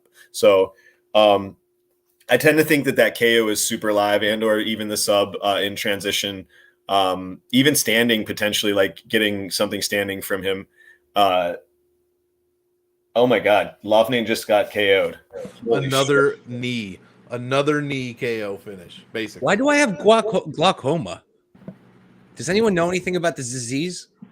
Holy shit. You keep on medicating yourself. I think that's why. I took 3 bull ribs. I thought that parlay was I had the squarest parlay ever. I had $100, $115 to win $394. I was gonna cash it out at plus 315. I'm like, it's Loughnane, just leave it. Let it ride. I'd be more pissed on that if I didn't cash all that other shit. Thank God you had that momentum going into that. Yeah, honestly, thank God that Hamlet lost, because the next leg was Loughnane, and if I lost on that, I would have probably actually left the stream. I tell you what, man, winning $1 million for fighters is the kiss of fucking death. Yeah, basically. Right? Yeah, what, you either lose or you get popped for steroids. Well, it's just like, dude, it's like the people that like are a metal band and they're rocking, and you're like, okay, you just made $4 billion. Like, I can't write about being angry anymore. I'm like, just pretty good to go. Metallica's got like a symphony behind him now. You're like, yeah, dude, I get it. I fucking get it. Yeah, they class it up real fast. Yeah. Yeah, no, I think Charles is good here. Yeah, to get back to it. I think Beneil is I don't know. I think there's 2 losses that are obviously one of the biggest flukes of all time is Hernandez knocking him out, but it just doesn't look good. And I can't remember the other fight where he came back from death's door. Close? Yeah, Jakar Close, right? Like, Close almost killed him. He comes back from that. And then also Michael Chiesa subbing him. It's just like, dude, there's these just like really bad looks on him from like, I just can easily see Charles finishing this dude. I just really can. I'm not saying that like it's going to be easy, but I think like either one of these guys could look very hindsight minus 500 in this fight and just be very, very dominant. I like your talk about Charles Oliveira's clinch work, like the Muay Thai double collar tie he's got in the clinch. The knees are going to be nasty here, the slicing elbows up close. But also what you touched on, I want to hear Monk's opinion on this one. If, say, he does fall to his back, he gets hurt on the feet, flops to his back, invites Dariush into his guard, I'm of the opinion I think Dariush will engage him there and just pin him down and try to stay safe. Monk, do you think he's going to try to keep the standing in that position or actually dive down into his guard and play some top position? Man, that would be that's a decision that we're either going to look back on and say, well, one of three things. I was going to say one of two, but one of three. A, that was a good decision. Charles Oliveira couldn't do anything to stop him. B, that was lucky of him to have gotten away with that. Or C, why the hell did he just drop down and go into Charles Oliveira's guard? So I think that could be a definite turning point. Honestly, for DraftKings, like, I'm favoring the Oliveira side. His upside is tremendous, especially compared to Beneil Dariush, who typically does not score very well. He went off against Hot Sauce Holtzman, put up 118. But I mean, come on, I'm a Scott Holtzman fan, but let's be real about who and what Scott Holtzman is and was. Other than that, it's Mateusz Gamrot, Tony Ferguson, CDF, and that fight against Drakkar Klose, which both of these guys mentioned. What an amazing fight that was. But yeah, he was basically dead on his feet. We're talking, if you've ever played UFC 4, the blood is on the screen and it's flashing black like you just got stunned. And that's where we were with Beneil Dariush, and somehow he came back. What a fight. But yeah, Oliveira, the one thing that I'm looking at here, both guys control a ton of their grappling time, but Dariush is 82%, Oliveira 65%. But when Oliveira wins, guys, 80 bonus points per win. For the record, you get 90 if you finish in the first round. 80 bonus points per win is crazy. And then when you realize he's 9-3 in 3-round lightweight fights, he's done this over 9 fights. That is an absolutely insane number. So in my opinion, his DraftKings upside is much higher. Because as Tim said, if he gets to finish, I mean, you're going to want this guy in your lineup. If you don't, you're probably not going to have the nuts lineup. That said, if Dariush is able to get his style of ground game going, that also could be a dominant style against Oliveira. So I'm going to want some of both sides here. But honestly, man, part of me wants to pick Dariush, but I think I'm going to have to go with Tim here and lean Oliveira. And I really like more of him for DraftKings specifically. But I mean, just like everybody else, I'm looking forward to this one out of all the fights, basically. I mean, I'm looking forward to Malott. I'm looking forward to the Maverick fight, a couple of the other ones as well. But this one takes the cake, man. I don't care what weight class. I mean, or actually, I don't care who you're fighting. 8 wins at lightweight in a row is absolutely insane. And the run that Oliveira's been on outside of his last fight has been ridiculous as well. So talk about the best of the best. We're finally going to see it, man. Yeah, absolutely. Been waiting for this one for a while. Yeah. And yeah, I mean, we're looking at if Beneil wins, there'll be 9 wins in a row. Charles just coming off of 11 wins straight at the weight class. I mean, Mosley finishes, pretty insane stuff. So we're split here. Tim and Monk are on the Oliveira side. I wish I was there myself. I just think this represents a matchup that's a little bit similar to what Oliveira just faced, where it's a guy who's finally not going to be afraid to go in there and grapple with them. But we'll see, man. I'm a huge Oliveira fan. His one of the most just pure good times was when he May of 2021 at this point, he got that belt from the vacant belt against Michael Chandler. Just an awesome performance there. Overcame adversity early, got that like 17 seconds in the round 2 knockout. Just a beautiful moment. He had worked so hard for that. So finally, we did it, guys. We're at the main event. Women's bantamweight title on the line, defended by the GOAT, the double champion at 135 and 145, Amanda Nunes. The Brazilian savage here taking on Irina Aldana, trying to be another Mexican champion here. We're getting better numbers than we're used to seeing for Amanda Nunes as a favorite. Minus 325 right now, plus 250 can be had on Irina Aldana. Yeah, this is an interesting fight, because there's a lot of narrative at this point. When you've got a reigning defending champion who's been doing this thing for as long as Amanda Nunes has. At a couple of weight classes. She hasn't been at bantamweight, that consistently. It was just against one opponent in the past 3 years, and that was Juliana Pena. She lost the belt to her, regained it last July, and since then you had to go all the way back to 2019 against Germaine de Randamie to see a bantamweight title fight from her. So she's getting older. You got to kind of think about how many fights this woman does have left, and she could certainly win them, but I don't think it's a whole lot.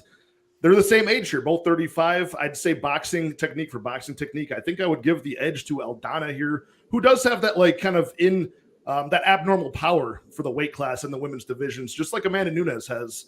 I think if Amanda Nunes grapples in this matchup, that's her clearest path, but will she do so and do so early and often? I find myself on the Aldana side here. I know it's always hard to try to time somebody's departure from like their prime. You know, we already saw some foreshadowing where Nunes got a deep water in round 2 against Juliana Pena and just sort of slipped on a banana peel there. But when they go and gets tough, I mean, she does kind of fold if she can't be the bully and establish that respect early in a fight. Aldana, of course, her training partner, Alexa Grasso, right now just pulled off the upset as a Mexican flyweight champion. I think Aldana is going to be hungry to get this done. I think she's got the potential to do it here with the hands if she can bait Nunes into a war and come out the other side of that and maybe get the finish here. I struggle to see Aldana winning a decision, although her cardio has looked pretty good. It's just that glaring weakness in the grappling that does worry me. But I'm a half unit deep at plus 280 on Aldana. You're always going to look silly when you're betting against somebody as dominant as Amanda Nunes. I get that. And I've never picked against her so far, or bet against her at least. But I just think that there's something to be said about the hunger for Aldana. And I'm never like a narrative guy. Like I'm never the type that goes off the script here and against the resume just based off of how fighters feel. But I just feel like I'm going to kick myself if I don't take that foreshadowing of her losing against Pena as a sort of something to consider here at bantamweight. So I'm on Aldana, a half unit deep. I might add maybe another quarter unit to half unit on her finish props if there's something juicy. But yeah, I don't know. I think Nunes, her better days have got to be behind her here. What do you think about this one, Monk, and who walks away the champion come Saturday? I love this fight for DraftKings. First of all, Dale, punch list. I hope you don't have a gun to your head because you misspelled Teixeira and Oliveira in your question. But the answer is Oliveira is easier to spell. You just spell Olive and then Ira, right? That's Oliveira. That's easy. Teixeira, just remember, it's the Nelly rule. You want to go EIEI, TEIXEIRA. There you go, Dale. That is all. He misspelled it in the comment. I love Dale. I am, and I want this to happen. Someone put together an MMA content creator spelling bee, and I'm the 1 seed, bitches. I'm calling everybody out. You're going to be like Karolina Kovalevich. Can you use in a sentence country of origin, please? Oh my god! The only one I need practice is, I want to see Dale spell Joanna and Jacek. Put that shit in right now. Oh, Punch, dude. This is a plug for Punchless channel, man. His comedic timing cannot be beaten here. It's undefeated. He's the double champ of comedic timing. Double champ. I had to do it. I had to do it. No, but for this fight, much like the Malott fight, I mentioned that earlier. This is a must-play fight, man. Nunes historically, especially at this weight class, she's 7-1 in 5-round women's bantamweight fights. She is scoring 121 points per win, like just dominating her opponents. Jesus. Over 5 points inside the distance per minute, allowing just 0.72. 6 of those 7 wins are over 100 points. She's controlling 91% of the grappling time, 87% takedown defense. I mean, she's called the women's GOAT for a reason. I mean, she's one of the best DraftKings players, man or woman, regardless of weight class, that we've really ever seen since I've been tracking. So I'm going to be playing a shitload of Amanda Nunes because I think she's going to get the win here. But like you said, Patrick, if she does not win, if this is in fact Nunes' time to step back and Aldana's time to step up, you have got to play Irene Aldana because Amanda Nunes, most expensive salaried fighter, Aldana, least expensive salaried fighter. Interesting, though, 6,700 has faced 9,500 43 times since 2021. 6,700 has won twice, 2 of 43 times. That's less than 5%.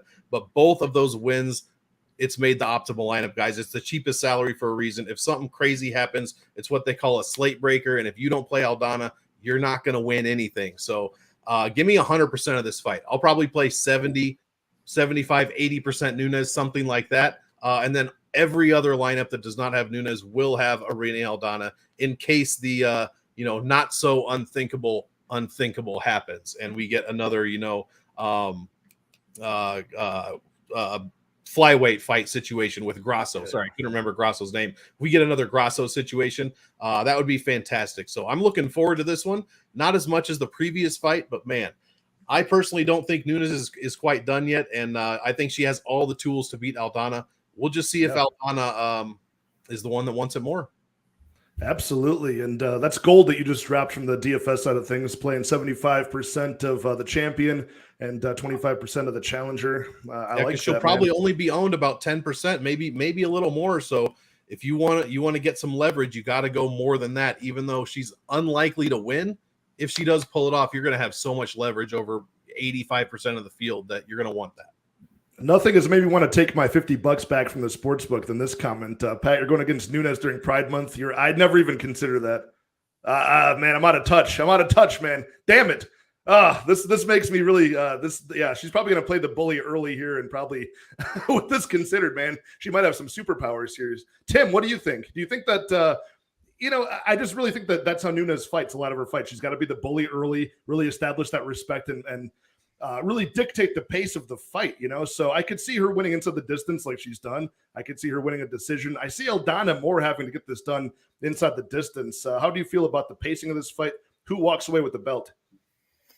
Absolutely. I mean, Nunes is a killer, but you killed fighter. I mean, chick's been finishing 80% of her losses. So I just think that Aldana, I mean, the problem for me with Aldana is just her grappling and her takedown defense is really bad against fighters that are just nowhere even remotely close to Nunes's level. So, I mean, she's getting out grappled by like Holm, I think, a little bit. You also have like, if you're getting out grappled by Macy Chiasson, and I pronounced it right, it is Chiasson because she's ass. And but Mason Chiasson, to be fair, when she walked out, I thought it was Dolph Lundgren. She was huge. Like, I was like, Dolph, she's back. A big lady. Yeah. I just think that fight is just such a bad look for Aldana. There's I didn't. This is not my creation, but I will say this on the show here. This is a pretty solid bet. If you're into 160 to ones, this is pretty solid. All right. This is a DraftKings bet. It's tailing Art C, who's really sharp on Twitter. He says same game parlay. Amanda Nunes, most knockdowns. It's basically this is her win against Megan Anderson. This is how she beat Megan Anderson. So like if you type of play. 100%. So like if you want to get insane lines on same game parlays, you have to correlate the opposite thing to happen. So if you want a sub, you have to do club and sub. If you want a KO, you get a takedown and ground and pound, and you can get like insane lines on them. So most knockdowns, Amanda Nunes, most takedowns tie. Submission method of victory, Amanda Nunes money line is 160 to 1, which is fucking ridiculous. That's what, plus 1,600? What? No, 160 to 1. So it's plus 16,000 then. Yeah. Oh, 16,000. That's what I meant. I was like, wait, it's higher? Yeah. Very nice. That's kind of crazy. $10 wins you 1,600. Like that. I like it's that. So annoying. New York, we have same game parlays, but we can only do winner, time, and method. That's it. Yeah, I just think that Nunes, I mean, she could do that. She could club and sub her. She could ground and pounder. She could even like KO her on the feet. I just think it just depends on what it's so tough to bet with her because it's similar to like betting like Valentina Shevchenko. It's just like they're so much better than their opponents. Like they just play with their food and they just decide what do they want to do. And it's tough to bet their props on their fights. So I just kind of on this one though, 160 to 1. That's not tough to bet. That's like that's the sub prop. You know, I actually lean sub plus 500 is I think that's like one of the better props to bet in this fight, just because it is, in my opinion, like if she grounds her, I think that she could get. I don't think like she's great at passing, but I think that the ground and pound will set up a potential like rear naked choke situation. What's up, Moy's in the house? Good to see you, Moy, saying, and new. All right, we're on the same side of that one. SD Crusader, what's up, brother? Saying out of touch Thursday. That's why I feel like now missing that Pride Month tip that Dale had brought up. And yeah, Daz is right, man. This week is the week of the narrative, you know. And I'm never a narrative guy. It feels silly to me to even consider. I mean, it's a smart way to cap things. You got to consider what goes on outside of the cage. You got to predict when people have their peak and when they're past it, you know. But it's something that I mostly do ignore. So I'm not investing heavily on the underdog here, but I just have a feeling it does happen. Mike, where do you stand in this one, brother? Yeah, so in case of like what you said with narratives and stuff, I think it just has to be one, to borrow terminology from my guy Liam, has to be one data point. You can consider it, but not decide based on it, just add it to your consideration. And in terms of narrative, right? I don't know if you guys saw the Nunes interview, but I like died laughing almost as hard as when Punchless misspelled 2 names he wanted us to spell correctly under a gun. She literally said that she would have been cool with retiring, but not if Juliana Pena got to hold the belt. That's not comforting to me if I'm backing Nunes. And if you want to add a little bit more narrative, Nunes is expecting a second child. She's probably not at her peak. I'm almost positive when she lost to Pena the first time, that was shortly after her first child. I could be mistaken. I'm pretty sure I'm right. But just another narrative, data point to add. You're saying that Nunes doesn't have dad strength when she comes into the cage? She's always got dad strength whenever she wants it, but kids are kids, I wouldn't know. But another thing, though, not so much narrative, kind of. When was the last time Aldana made 135 straight championship weight? It was before 2020. So it's been a minute. Will she make it? I think so. I would hope so. Biggest fight of her life. Finally got a title shot. You would think she'll make weight. Hopefully she will. But another thing to consider. I am on Aldana, but I did get her at like plus 375. I put a half unit on it. I'll be completely honest. At this line, I have no interest at all. I do think Nunes is going to win. I do think she should win. I think the Macy fight tells you everything you need to know. I actually max bet Aldana there. It's my second ever max bet. The first one being Cyril Gane against Francis Ngannou. And then Ngannou pulled up. He was Francis Nurmagomedov that night. And then I did Aldana, and I was out for the night. I couldn't even watch the fights. And the person who said it, who told me actually, Pat slid in my DMs, and he's like, yo! I was like, what? He's like, did you see? I was like, no. And he didn't want to spoil it for me. And I was like in a club or something. I was like, Pat, just tell me what happened. And he had 10 units on Aldana, who then he got like a heel kick from the bottom position at the buzzer. Pretty much, it was beautiful. I was so happy for you.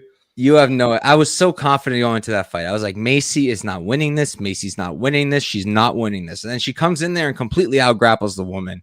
And thank God I wasn't watching, because I probably would have had a panic attack. I was busy drunk somewhere, and Pat blessed me with the knowledge. I was like, yeah, hit my max bet, yeah. But plus 375 for Aldana, I liked it. I took a half unit shot. I do think there's a chance she finishes her. I do think Nunes might be towards the tail end of her career. I think the motivation is not slightly, I think it's going away more and more and more. At this point, what does she have left to accomplish? Like, personally, my prediction right now, win or lose, I think Nunes retires regardless. I think based off of what I'm hearing from her, just me personally, I think she's wrapping it up. She said she's not interested in Shevchenko. Not sure who else she'd be interested in. She's not going to fight freaking Grasso. So there's not anything left. 145 doesn't exist. It's just a fake thing so she can hold a title and they can promote her as double champ.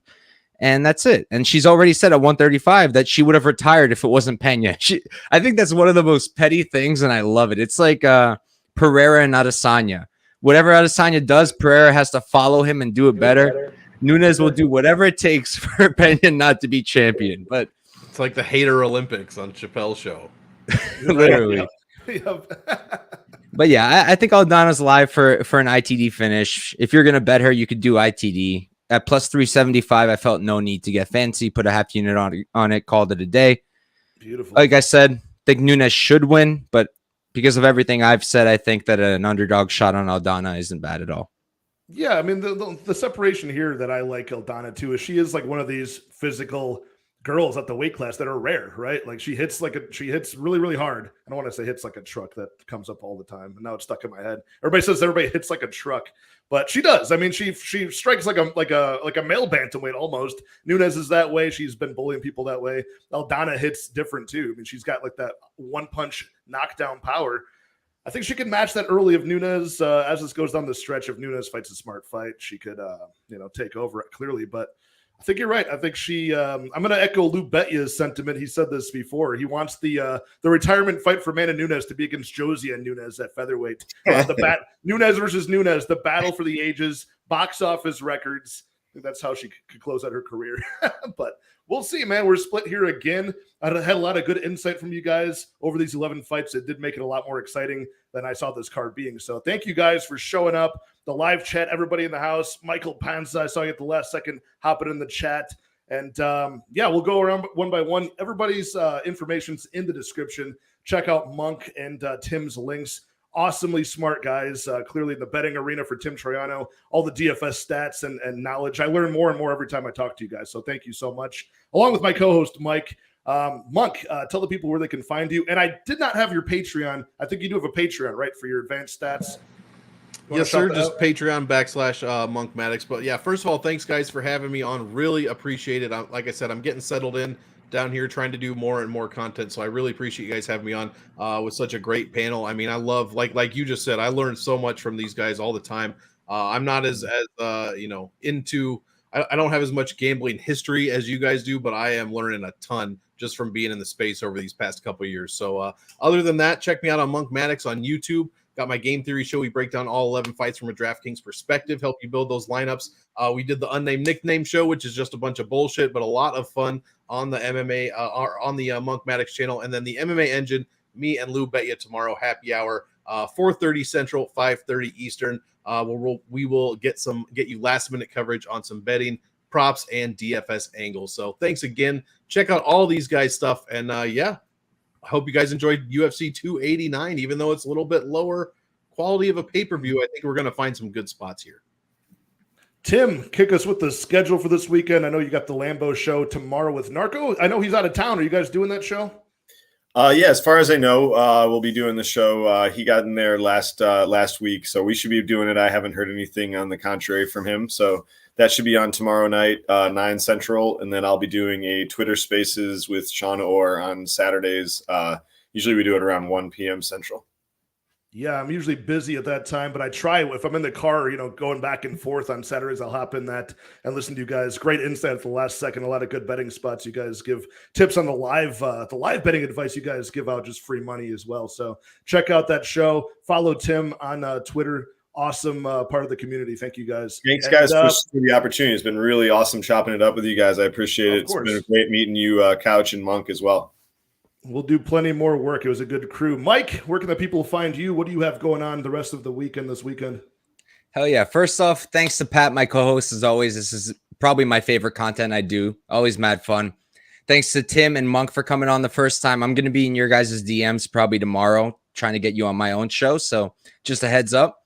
And thank you to the chat. This is probably one of my favorite ones we've done for the panel. I've been dying the whole time between Monk's 8K camera, punch list pulling probably the funniest stunt I've ever seen.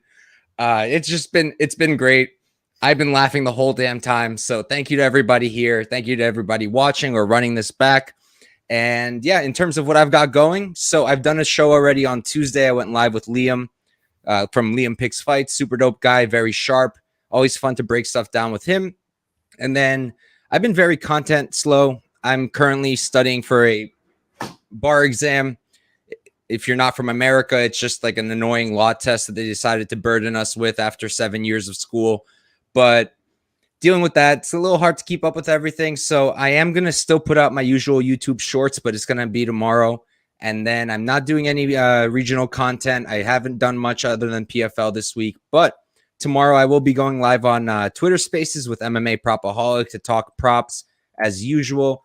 Time to be decided. We've been playing with times. Last week, we thought because Narco was away, we can get away with, I think it was 8 o'clock. Then Narco pulls up in his car. So it's been a mess, but we're going to figure it out. I'll let you guys know tomorrow. And that's it for me with content this week. Thank you guys all again. And you guys are like when the UFC has an off week and then Bellator puts their star-studded 3 times literally Saturday. Let's go. Let's pop it in there. Our messages are literally 90%. Whose show is when? Whose show is this time? Whose show is this time? Amazing. So much good content to this community, man. It's like heaven, and it's pretty much all I consume. I don't even watch like movies or shows or anything. It's just all MMA content all week long, watching all these smart people try to make money. And I hope all of you guys cash out this weekend at UFC 289. So on behalf of all these guys, I'll talk to you guys very soon. Cheers.